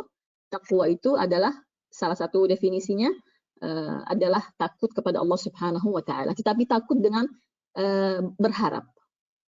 Takut iya, tapi berharap belas kasihnya. Mengharap perlindungannya, mengharap rezekinya, mengharap cintanya, mengharap ridhanya. Dan ini enggak ada kepada selain Allah Subhanahu wa taala. Karena kalau kita udah takut sama satu orang, khalas kita udah nggak mau apa-apa dari dia, kita hanya mau menjauh, kita mau tertolong, kita mau aman daripada orang itu, kita mau jauh. Kecuali kalau kita takut kepada Allah Subhanahu wa taala, kita akan semakin mendekat. Wallahu a'lam. Kita sampai di ayat nomor 21 insyaallah taala. Pada pertemuan yang akan mendatang akan kita teruskan tafsir surat Al-Mulk. Dan insyaallah taala selama bulan Ramadan setiap hari Senin kita berjumpa untuk tafsir daripada surat yang mulia ini. Semoga Allah Subhanahu wa taala memberikan kita ilmu yang bermanfaat, keimanan yang kuat, yakin yang kuat dan besar kepada hadirat Allah Subhanahu wa taala, bahwasanya pelindung adalah Allah, penjaga adalah Allah. Burung aja dijaga burung aja dirahmati, burung aja ditolong sama Allah Subhanahu wa Ta'ala di ketinggian yang setinggi itu, masa kita nggak ditolong? Masa kita nggak disayang? Burung itu apa sih modalnya? Modalnya itu cuma tasbih. Semua ciptaan Allah Subhanahu wa Ta'ala basically bertasbih kepadanya, ya kan? Semuanya, semua ciptaan Allah Subhanahu wa Ta'ala, daripada hewan, daripada burung, semuanya bertasbih kepada Allah Subhanahu wa Ta'ala. Ya, apa modalnya burung itu? Sampai-sampai dia itu ma yumsikuhunna illa rahman. Yang menjaga dan menahannya dan melindunginya itu di ketinggian yang begitu tinggi adalah Ar-Rahman, adalah yang Maha Pengasih. Apa modalnya burung itu? Dia cuma tasbih pada Allah Subhanahu wa Ta'ala, dia hamba Allah, dia bertasbih pada Allah Subhanahu wa Ta'ala. Masa kita nggak ditolong? Sementara kita sholat, sementara kita puasa, sementara kita haji, sementara kita zakat, sementara kita berzikir, sementara kita beramal saleh. Apalagi kita gitu kan, insya Allah kita juga akan ditolong oleh Allah Subhanahu wa Ta'ala. Dan juga pelajaran yang sangat berharga di pertemuan ini adalah penolong dan pembelaan dan pertolongan itu adalah sumbernya daripada Allah Subhanahu wa Ta'ala. Hakikatnya itu hanya dari Allah sebetulnya. Yang kita lihat di alam ini, di bumi ini hanya asbab. Asbab. Dan kita jangan tergantung kepada asbab. Hati kita jangan pernah tergantung kepada asbab. Asbab itu hanya benda-benda atau hal-hal yang Allah Subhanahu wa Ta'ala ciptakan sebagai perantara. Kita bergantungan pada Allah Subhanahu wa Ta'ala sebaik-baik pembela. Juga pelajaran berharga dari ayat-ayat surat Al-Mulk kali ini adalah rezeki sumbernya daripada Allah Subhanahu wa Ta'ala. Supplier utama dan satu-satunya adalah Allah Subhanahu wa Ta'ala, Ar-Razzaq. Dan bahwasanya manusia itu hanya asbab. Jadi jangan pernah menggantungkan diri di bab rezeki ini, jangan pernah menggantungkan diri dengan manusia, dengan apa yang ada di tangan manusia, dengan bos, dengan atasan, dan lain sebagainya. Mereka itu semua hanya asbab. Sebenar-benarnya rezeki ada di Allah Subhanahu wa Ta'ala. Kalau mau apa-apa langsung minta kepada Allah Subhanahu wa Ta'ala. InsyaAllah Ta'ala, semoga Allah Subhanahu wa Ta'ala tetapkan iman dan Islam kita sampai kita diwafatkan dalam keadaan husnul khatimah indal maut. Amin ya rabbal alamin. Yang mau bertanya silahkan di kolom chat. Ada beberapa pertanyaan dari minggu lalu. Sebelumnya waktu itu saya mengatakan ceritanya Nabi Yusuf alaihi salam, saya sebut Fir'aun. Terima kasih waktu itu Ibu Yani, jazakillah khair Ibu Yani yang meluruskan bahwasannya, dan sekarang sudah saya cek kembali, Nabi Yusuf alaihi salam, raja atau penguasa di zamannya, mempunyai julukan Al-Malik dan Al-Aziz. Nabi Musa alaihi salam datang tentunya ratusan tahun setelah Nabi Yusuf, ya, dari Bani Israel juga. Tapi zamannya Nabi Musa alaihi salam, kekuasaan atau penguasa itu sudah di era Fir'aun. Jadi Nabi Yusuf alaihi salam bukan Fir'aun, raja yang ada di masanya bukan Fir'aun, tetapi julukannya Al-Malik. Karena Fir'aun itu adanya setelah Nabi Yusuf alaihi salam, ini yang ingin saya ralat. Dan Al-Aziz atau yang mengasuh Nabi Yusuf alaihi salam, Al-Aziz itu salah satu jabatan di bawah raja, jadi menteri atau perdana menteri seperti itu. Terima kasih Ibu Yani, jazakillah khair. Ada juga pertanyaan dari Sofi waktu itu berkaitan dengan ayat nomor 16 dan 17. Aamintum man fis sama'i ay yakhsifa bikum al-ardha am hiya fa idha hiya tamur am amintum man fis sama'. Di sini diulang dua kali oleh Allah Subhanahu wa Ta'ala. Apakah kalian merasa aman bahwa dia atau zat yang di langit, diulang dua kali di ayat nomor 16 dan di ayat nomor 17. Waktu itu Sofi bertanya bahwasanya apakah di langit, yang di langit adalah kiasan atau ada atau secara, apakah ini diartikan secara bahwa Allah Subhanahu wa Ta'ala ada di langit ataukah ini ungkapan kiasan? Ini pertanyaan yang sangat bagus dan saya ingin ibu-ibu yani mendengarkan dengan seksama, karena kita mempunyai akidah, alhamdulillah wa syukurillah, aqidat ahlus sunnah wal jamaah, ya, aqidat ahlus sunnah wal jamaah. Karena banyak yang mengaku ahlus sunnah wal jamaah, tapi nanti ketahuan dari ucapannya, dari ungkapan-ungkapannya, ketahuan siapa yang ahlus sunnah, siapa yang bukan. Dan ini satu materi sebetulnya yang sangat-sangat sensitif dan sangat penting. Karena akidah ini yang akan kita bawa di samping amal tentunya, akidah yang akan kita bawa menghadap Allah Subhanahu wa taala. Sekarang kita waktu itu sudah menafsirkan surat Al-Kahf, alhamdulillah. Mulai dengan alhamdulillahilladzi. Waktu itu sempat kita bikin program surat Al-Fatihah, mulai dengan alhamdulillahilladzi. Bulan Rajab 2 bulan yang lalu di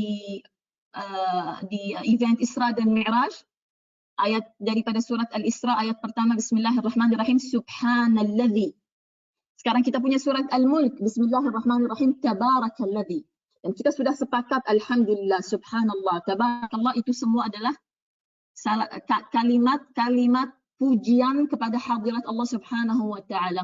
Yang artinya, secara umum, artinya semua bahwasanya kita mensucikan Allah Subhanahu wa ta'ala daripada segala kekurangan pada yang mungkin kita bayangkan pada zat Allah Subhanahu wa taala.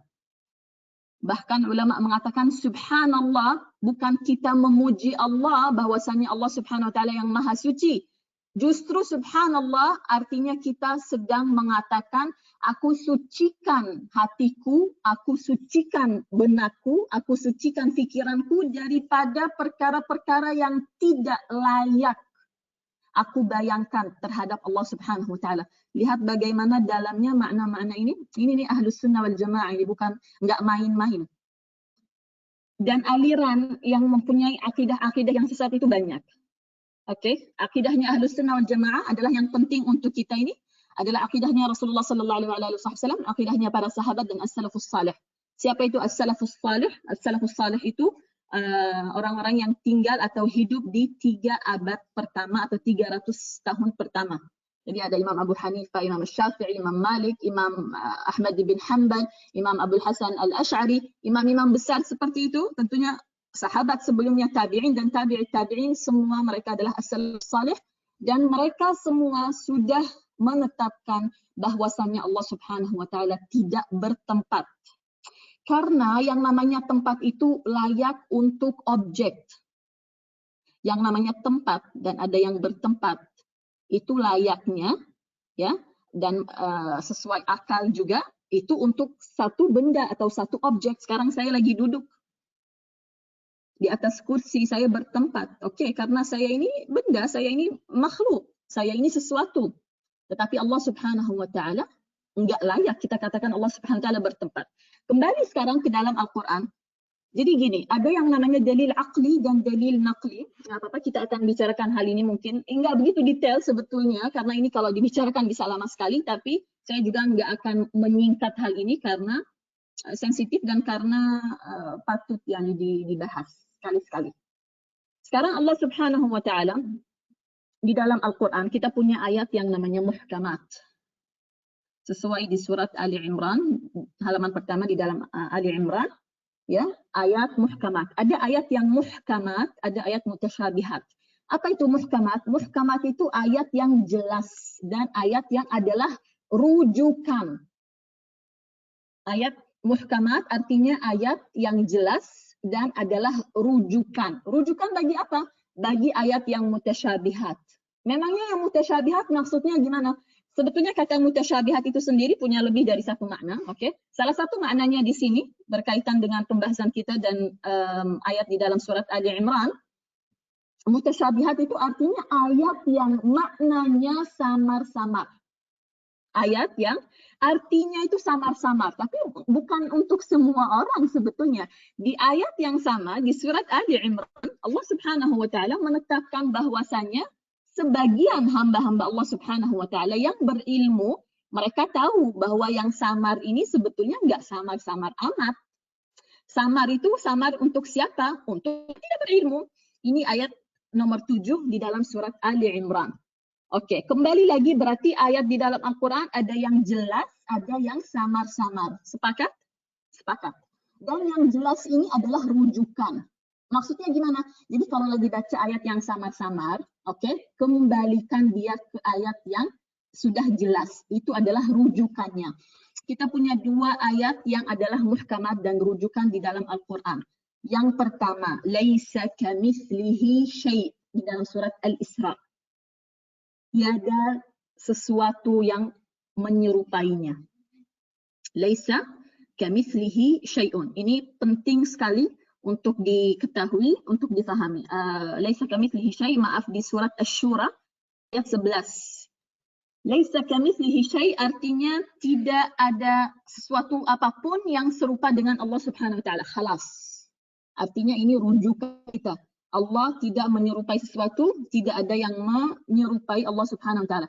Ayat yang muhkamat, yang jelas dan adalah rujukan kalau kita lagi ragu, atau bukan ragu sih, kalau ada yang samar-samar, kalau ada yang tidak jelas, rujukan kita kemana? Ke ayat yang selalu kita baca setiap hari. Setiap hari kita baca, walam yakul lahu kufuwan ahad. Walam yakul lahu kufuwan ahad. Di surat Al-Ikhlas yang setiap hari kita baca. Apa artinya itu? Walam yakul lahu kufuwan ahad. Artinya tidak ada yang sama, tidak ada yang menyerupai Allah Subhanahu wa taala, tidak ada yang sebanding dengan Allah Subhanahu wa taala. Karena itu kembali ke pertanyaan Safi kemarin, apakah amintum man fis sama? Apakah kalian merasa aman bahwa yang di langit, zat yang di langit, apa ini maksudnya Allah bertempat di langit, atau ini adalah kiasan? Ini adalah kiasan. Karena kesepakatan Ahlus Sunnah wal Jamaah daripada As-Salafus Salih, pertama-tama ayat-ayat yang samar-samar seperti amintum man fis sama dikembalikan ke ayat yang adalah rujukan, bahwasanya di langit Allah Subhanahu wa taala di langit tetapi tidak bertempat, bukan dalam arti bertempat ya. Kata tempat ini tolong dihapus dari kamus kita berkenaan dengan Allah Subhanahu wa taala. Allah itu tidak bisa dikatakan bertempat. Karena yang bertempat itu adalah objek. Dan Allah Subhanahu wa taala sesuai dengan firman-Nya, laisa kamitslihi syai', tidak ada yang menyerupainya, walam yakul lahu kufuwan ahad. Dan kalau Allah bertempat, ini bahaya sekali karena nanti sebetulnya ini juga tidak bisa dinalar oleh akal dan tidak bisa diterima oleh akal sehat, karena kalau saya bertempat di satu tempat, artinya duduk dan sebagainya, ya, artinya tempat itu harusnya lebih besar dari saya, ya kan? Supaya saya itu cukup duduk di situ. Dan Allah Subhanahu wa taala, kita tidak bisa bayangkan hal ini kepada Allah Subhanahu wa taala, karena Allah bukan objek atau benda atau makhluk. Laisa kamitslihi syai'. Sekali lagi kita kembalikan kepada ayat-ayat rujukannya. Ada di dalam agama itu ada dua dalil, ada dua bukti atau dalil atau proof. Ada dalil naqli dan dalil aqli. Dalil naqli artinya dalil tekstual, artinya dalil yang telah dinukil dari Al-Quran, dari hadis Rasulullah sallallahu alaihi wasallam. Dalil aqli artinya dalil yang didapatkan daripada akal. Dan dari dua dalil ini, dari dua jalan ini, memang Allah Subhanahu wa taala tidak layak kita katakan bahwasanya Allah bertempat. Dan yang membaca amintum man fis sama dan mengira bahwasanya Allah bertempat di langit, apakah tidak membaca ayat lain di dalam Al-Qur'an bahwasanya Allah Subhanahu wa taala berfirman, wa huwa ilahun fil ardi wa ilahun fis sama. Ilahun fil ardi wa ilahun fis sama, dan Allah Subhanahu wa taala adalah Tuhan yang ada di bumi dan yang ada di langit. Jadi singkat katanya, kata tempat dan bertempat itu tidak layak kita katakan pada Allah Subhanahu wa taala. Terus jadi gimana nih? Ayat kan banyak banget yang di langit, Allah di langit, ya. Langit di dalam bahasa Arab adalah ketinggian. Ketinggian dan kemuliaan. As-sama. Sama itu dari sumu. Apa itu sumu dan sama? Tinggi. Bukan tempat. Ya, kata bertempat tidak layak bagi Allah Subhanahu wa taala. Dan itu adalah akidahnya Ahlus Sunnah wal Jamaah. Kalau ada ayat-ayat yang samar, kita kembalikan kepada ayat-ayat yang muhkam, yang adalah rujukan, yaitu laisa kamitslihi syai'. Pokoknya apa saja yang saya bayangkan kepada atas Allah Subhanahu wa taala yang menyerupai makhluk dan manusia, itu tidak. Kata bertempat itu tidak ada di kamusnya Allah Subhanahu wa taala. Bagi zat Allah Subhanahu wa taala tidak ada yang namanya bertempat. Dan ayat dan hadis itu kan banyak, Masya Allah, yang Allah Subhanahu wa taala, wa huwa ma'akum aina ma kuntum, Allah ada bersama kalian dimanapun kalian berada. Terus sabda Rasulullah sallallahu alaihi wasallam, jika kalian sujud, kalian sangat dekat kepada Allah Subhanahu wa taala. Ya kan? Sewaktu perjalanan Isra dan Mi'raj, di malam Mi'raj, Rasulullah sallallahu alaihi wasallam berbicara dengan Allah Subhanahu wa taala di atas langit ketujuh. Sementara sewaktu Allah Subhanahu wa taala berbicara dengan Nabi Musa alaihi salam, Allah Subhanahu wa taala berbicara dengan Nabi Musa sewaktu Nabi Musa berada di atas Bukit Sinai. Tempat itu untuk manusia. Kenapa Rasulullah berjumpa dengan Allah Subhanahu wa taala di atas 7 langit? Karena tempatnya Rasulullah di situ, bukan tempatnya Allah. Buktinya sewaktu Allah Subhanahu wa taala berbicara dengan Nabi Musa alaihi salam, Nabi Musa enggak disuruh naik ke langit ke-7 karena Allah bertempat di situ. Karena Allah Subhanahu wa taala tidak ada baginya zaman dan tidak ada baginya tempat. Jadi time and place itu tidak bisa diterapkan kepada zat Allah Subhanahu wa taala karena Allah bukan objek. Allah Subhanahu wa taala berbicara dengan Nabi Musa alaihissalam sewaktu Nabi Musa di atas bukit, itu tempatnya Nabi Musa, bukan tempatnya Allah. Sewaktu Allah Subhanahu wa taala berbicara dengan Nabi Muhammad tempatnya di mana? Di atas langit ke-7. Itu bukan tempatnya Allah, itu tempatnya Rasulullah. Begitupun sewaktu Allah Subhanahu wa taala berbicara dengan itu tempatnya Nabi Ibrahim, bukan tempatnya Allah Subhanahu wa taala. Jadi kita kembalikan lagi kepada firman Allah Subhanahu wa taala, laisa kamitslihi syai', tiada sesuatu yang merupainya, dan qul huwallahu ahad Allahus samad. Apa arti kata as-samad? As-samad artinya diperlukan oleh semua makhluk dan tidak memerlukan siapa-siapa. Kalau Allah bertempat, na'udzubillah, dan duduk, kalau kita fikir Allah bertempat dan duduk, artinya lebih besar mana tempat duduknya atau Allahnya, terus tempat duduknya kayak apa, terus hal-hal yang nggak bisa dinalar oleh akal manusia. Dan adalah berlawanan dengan firman-firman Allah Subhanahu wa taala yang seperti ini, katakanlah as-samad. As-samad itu tidak perlu sesuatu apapun dan diperlukan oleh segala sesuatu. Kalau kita bilang Allah bertempat, Allah duduk, artinya Allah perlu sama tempat gitu. Ini hal-hal yang tidak bisa diterima oleh akal sehat. Karena itu kita harus hati-hati dari mana kita belajar akidah.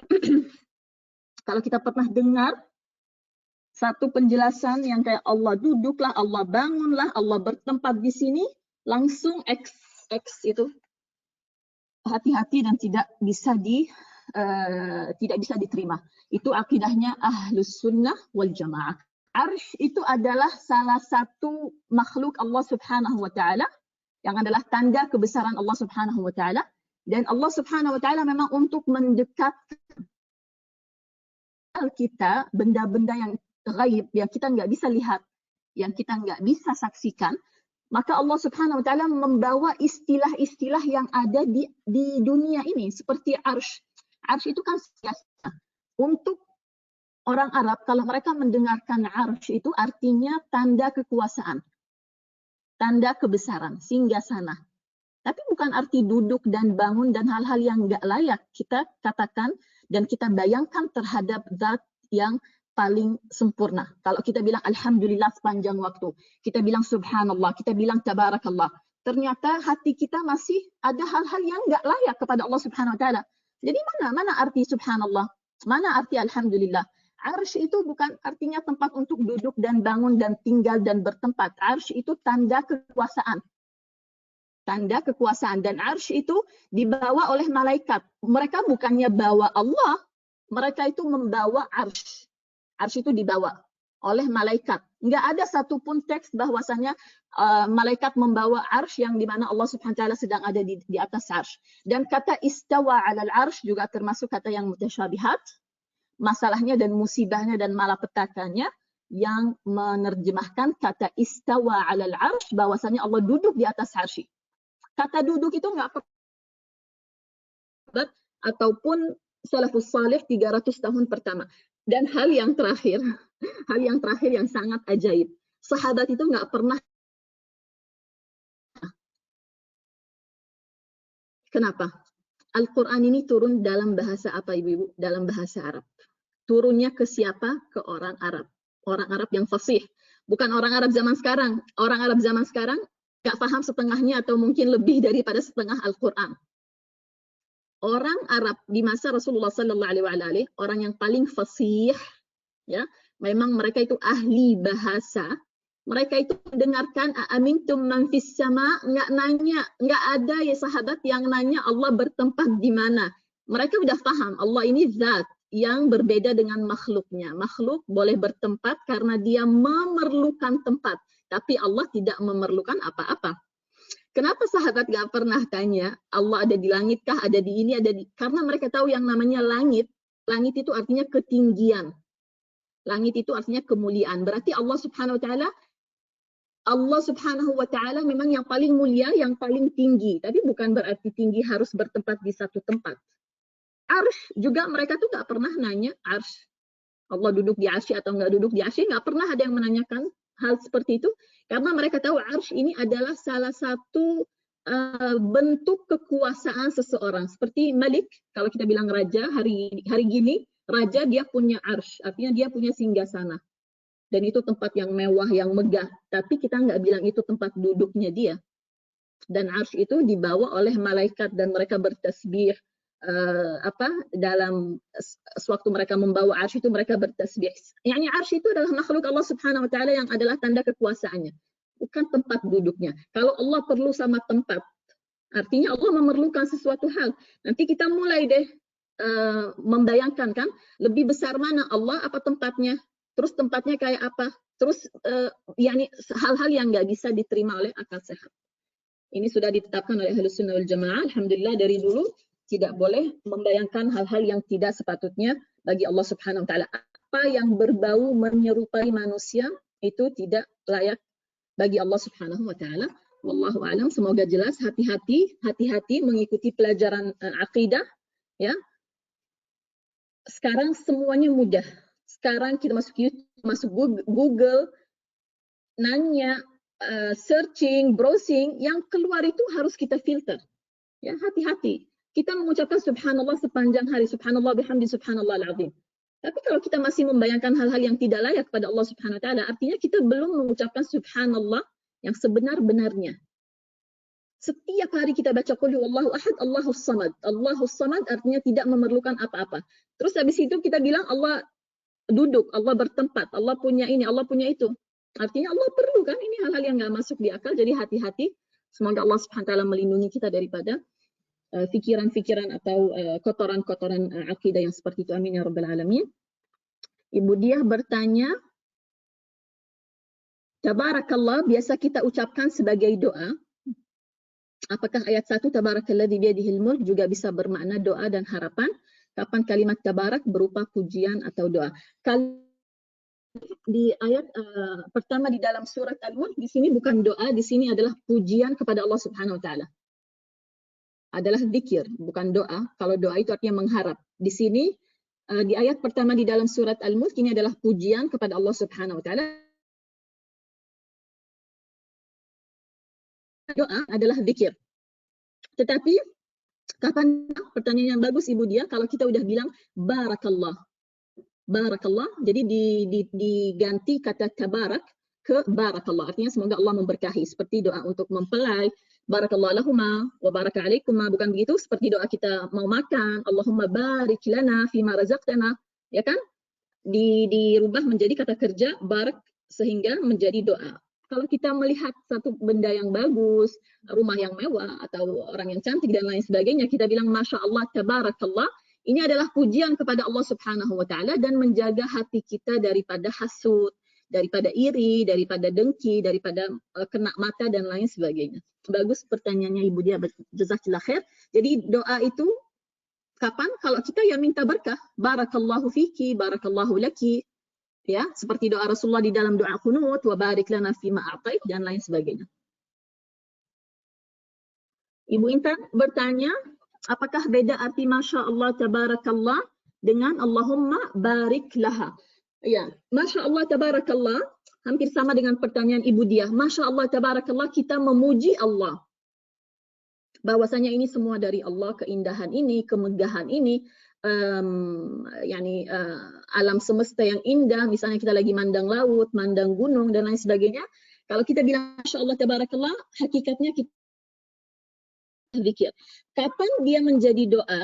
Seperti yang Ibu Intan tanya, bedanya dengan Allahumma barik laha. Nah, di sini artinya pujian kepada Allah berubah menjadi doa. Doa untuk sesuatu yang ada di hadapan kita, entah itu mempelai, entah itu anak kita doakan agar dia menjadi anak yang berkah, bermanfaat, berguna, makanan, Allahumma barik lana fima razaqtana, rezeki agar menjadi berkah dan lain sebagainya. Karena saya pernah dengar kalau Masya Allah kita ucapkan atas berkah yang kita dapatkan dan Allahumma barik laha, kita ucapkan untuk orang yang mendapat berkah.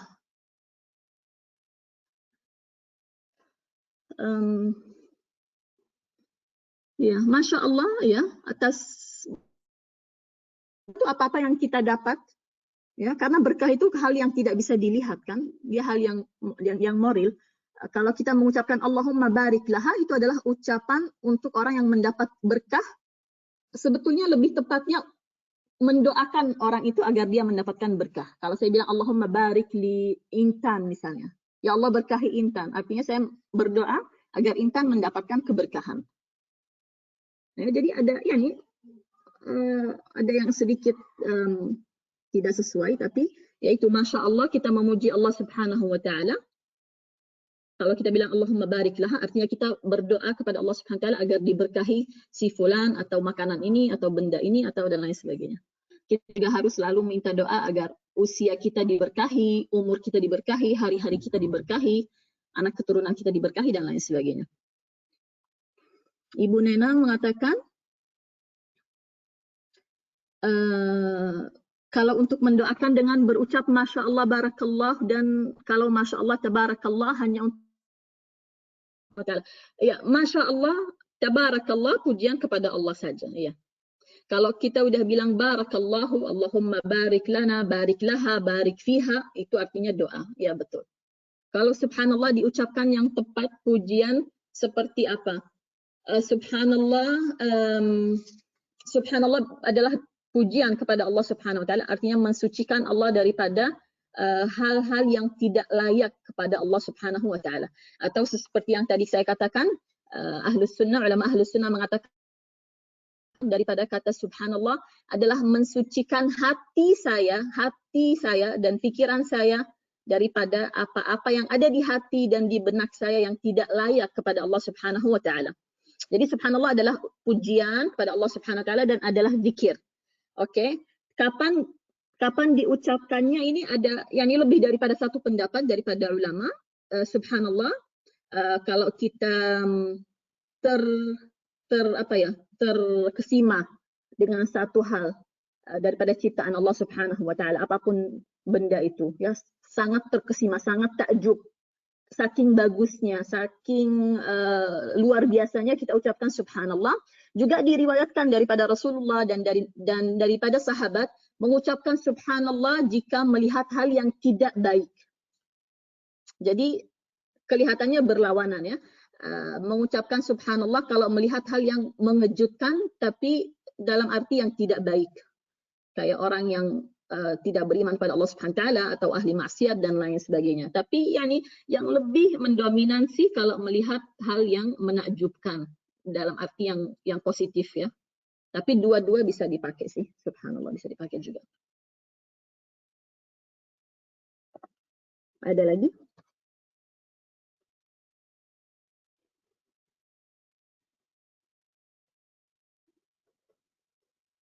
Kelihatannya sudah jelas insyaallah ta'ala. Semoga Allah Subhanahu wa Ta'ala berikan kita ilmu yang bermanfaat, yang berkah. Semoga Allah Subhanahu wa Ta'ala berkahi hari-hari kita, malam-malam kita khususnya di bulan suci ini dan memberikan kita apa-apa keberkahan. Karena bulan Ramadan juga adalah salah satu hal atau perkara yang memang penuh dengan keberkahan. Tapi kita dapat, apa kita nggak dapat itu untung-untungan. Dan kita mohon pada Allah Subhanahu wa Ta'ala kita mendapatkan keberkahan bulan Ramadan. Al-Quran juga adalah berkah dan sumber keberkahan. Tapi kita dapat apa nggak dapat itu juga nasib-nasiban Allah Subhanahu wa Ta'ala agar kita mendapatkan keberkahan daripada Al-Quran dan puasa. Katanya Rasulullah sallallahu alaihi wasallam akan datang hari kiamat membela teman-teman mereka. Al-Quran dan puasa. Mereka akan membela teman-teman mereka. InsyaAllah ta'ala kita mendapatkan keberkahan dan pembelaan daripada mereka. Waalaikumsalam warahmatullahi wabarakatuh. Ustazah, saya nak tumpang tanya. Tadi Ustazah ada Silakan. cakap pasal surah Makiyah dan surah Madiyah. Surah Makiyah kebanyakannya mengenai Madaniyah. tauhid. Madiyah Ya. mengenai syariat. Nah, soalan saya, Isra' Madaniyah mengenai Mi'raj apa? mengenai syariat. Ustazah Syariat, cakap ya. tadi. Ya. Nah, soalan saya, Isra' Mi'raj berlaku sebelum hijrah Rasulullah. Di situ Allah mensyariatkan umat Muhammad supaya sembahyang yang dikompromi daripada 40 waktu ke 5 waktu. Soalan saya, adakah solat itu berlaku immediately ataupun selepas Rasulullah berhijrah ke Madinah? Yang 5 waktu sehari semalam tu. Iya. Surat Al-Isra atau kejadian Isra dan Mi'raj, kejadiannya memang sebelum hijrahnya Rasulullah sallallahu alaihi wasallam. Dan langsung berlaku tentunya, tapi itu kan diwajibkannya juga belakangan ya, termasuk dari di tahun-tahun terakhir Rasulullah sallallahu alaihi wasallam ada di kota Mekah. Tadi apa mungkin saya mengatakan kalau salat itu diwajibkan di Madinah? Ya, kalau saya mengatakan salat diwajibkan di Madinah tentunya saya salah, saya mohon maaf. Yang di Madinah itu adalah perpindahan kiblat. Jadi salat itu diwajibkan di malam Isra dan Mi'raj dan memang langsung diamalkan ya, langsung diamalkan. Tapi termasuk belakangan juga kan, karena Rasulullah sebelum Isra dan Mi'raj sudah 10-11 tahun di Mekah, itu pun salat fardu belum diwajibkan. Diwajibkan pada malam Isra dan Al-Mi'raj dan memang langsung dijalankan ya, langsung dijalankan. Kiblat lalu dipindah sewaktu mereka umat Islam salat dari awal sampai hijrah ke Madinah 1 tahun lebih, mereka salat menghadap Al-Baitul Maqdis. Setelah 1 tahun lebih di Madinah, dirubah kiblat itu dari Al-Masjidil Aqsa ke Al-Masjidil Haram. Jadi salat diwajibkan di Mekah, tapi maksud saya kewajiban-kewajiban ibadah itu enggak dari pertama. Jadi salat saja di tahun yang ke-10 atau yang ke-11. Mungkin tadi saya bilang salat itu diwajibkan di Madinah ya. Saya minta maaf kalau saya mengatakan hal itu salah. Bukan itu maksud saya. Maksud saya dirubah kiblat di Madinah. Tapi salat diwajibkan di Mekah. Tapi belakangan juga. Jadi sudah 10-11 tahun setelah Rasulullah ada. Sama-sama Ibu Wahidah, sama-sama. Jazakillah khair. Ibu dia mengatakan di ayat kelima, langit yang dekat yang dihias bintang-bintang dan langit Allah ciptakan berlapis 7. Ini berbeda dengan langit pertamakah? Langit pertama itu langit yang kita lihat ini. Karena kalau kita mandang langit, yang kita lihat ini langit yang pertama. Ini yang bisa kita lihat dan kita melihat Allah Subhanahu wa taala menciptakan banyak bintang dan segala keindahan yang ada di langit ini yang kita lihat. Berbeda dengan langit pertama, ini adalah langit pertama Ibu dia. Yang kita lihat ini langit pertama yang Allah hias. Langit kedua, ketiga, sampai ketujuh itu kita nggak lihat. Apa-apa hiasan yang ada di dalamnya, Allah saja yang tahu, itu semua ilmu ghaib. Ya. Jadi langit yang dihias itu langit yang pertama yang kita lihat. Kalau kita mandang ke langit, ini adalah langit pertama. Iya, betul Ibu Nena. Betul begitu. Wallahu a'lam. Jazakumullah khair. Kita tutup dengan doa seperti biasa. Semoga Allah Subhanahu wa taala menerima amal baik kita, menerima puasa kita, menerima salat kita, menerima qiyam kita, dan kita diberikan taufik dan hidayah. Semakin Ramadan mendekat ke penghabisan, insyaallah taala semangat kita dan tekad kita dan ibadah kita semakin tinggi. Sekarang ibaratkan kita sedang dalam kompetisi lari. Semakin mendekati batas final, seseorang akan lebih cepat larinya, bukan begitu? Ya, akan lebih cepat larinya. Dan insyaallah taala itu adalah keadaan kita. Kita mohon pada Allah Subhanahu wa taala bantuan dan pertolongan. Amin ya rabbal alamin. Dan Allah Subhanahu wa taala mencurahkan berkahnya kepada kita, keluarga kita, harta kita, rezeki kita, segala sesuatu yang telah Allah Subhanahu wa taala karuniakan kepada kita agar diletakkan padanya keberkahan, dan agar Allah Subhanahu wa taala tetapkan iman dan Islam kita dan jadikan akidah kita ini akidah yang lurus, akidah yang diterima oleh Allah Subhanahu wa taala dan yang diridai. Amin ya rabbal alamin. Alhamdulillah rabbil alamin. Allahumma shalli wa sallim ala sayyidina Muhammad wa ala alihi wa sahbihi ajma'in. اللهم إنا نسألك زيادة في الدين وبركة في العمر وصحة في الجسد وسعة في الرزق وتوبة قبل الموت وشهادة عند الموت ومغفرة بعد الموت وعفوا عند الحساب وأمانا من العذاب ونصيبا من الجنة وارزقنا النظر إلى وجهك الكريم. ربنا اغفر لنا ولوالدينا وارحمهما كما ربيانا صغارا. ربنا اغفر لنا ولوالدينا وارحمهما كما ربيانا صغارا. ربنا اغفر لنا ولوالدينا وارحمهما كما ربيانا صغارا. اللهم بارك لنا في ذرياتنا ولا تضرهم ووفقنا ووفقهم لطاعتك وارزقنا برهم. وصل اللهم بجلالك وجمالك على سيدنا ومولانا محمد وعلى آله وصحبه أجمعين بفضل سبحان ربك رب العزة عما يصفون وسلام على المرسلين والحمد لله رب العالمين. الفاتحة.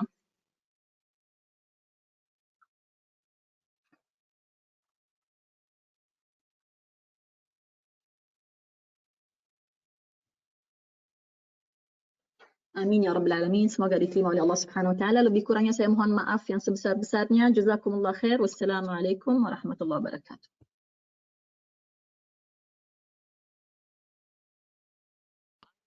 Warahmatullahi wabarakatuh. Syukran Bu Nur.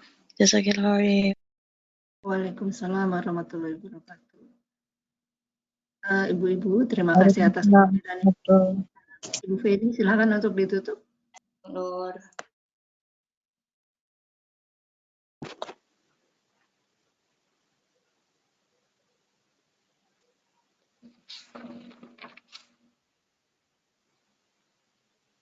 Ibu Feni.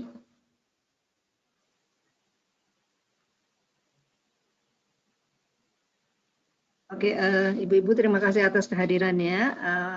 Acara ini, kajian hari ini telah selesai. Mari kita sama-sama menutup kajian ini dengan membaca doa. Subhanakallahumma wa bihamdika asyhadu an la ilaha illallah asyhadu an la ilaha illa anta astaghfiruka wa atubu ilaik. Assalamualaikum warahmatullahi wabarakatuh. Assalamualaikum jazakallahu khair Ustazah dan fanatismenya. Jazakumullah khairan semuanya, Bu Tetris. Allah khair semuanya. Tetri.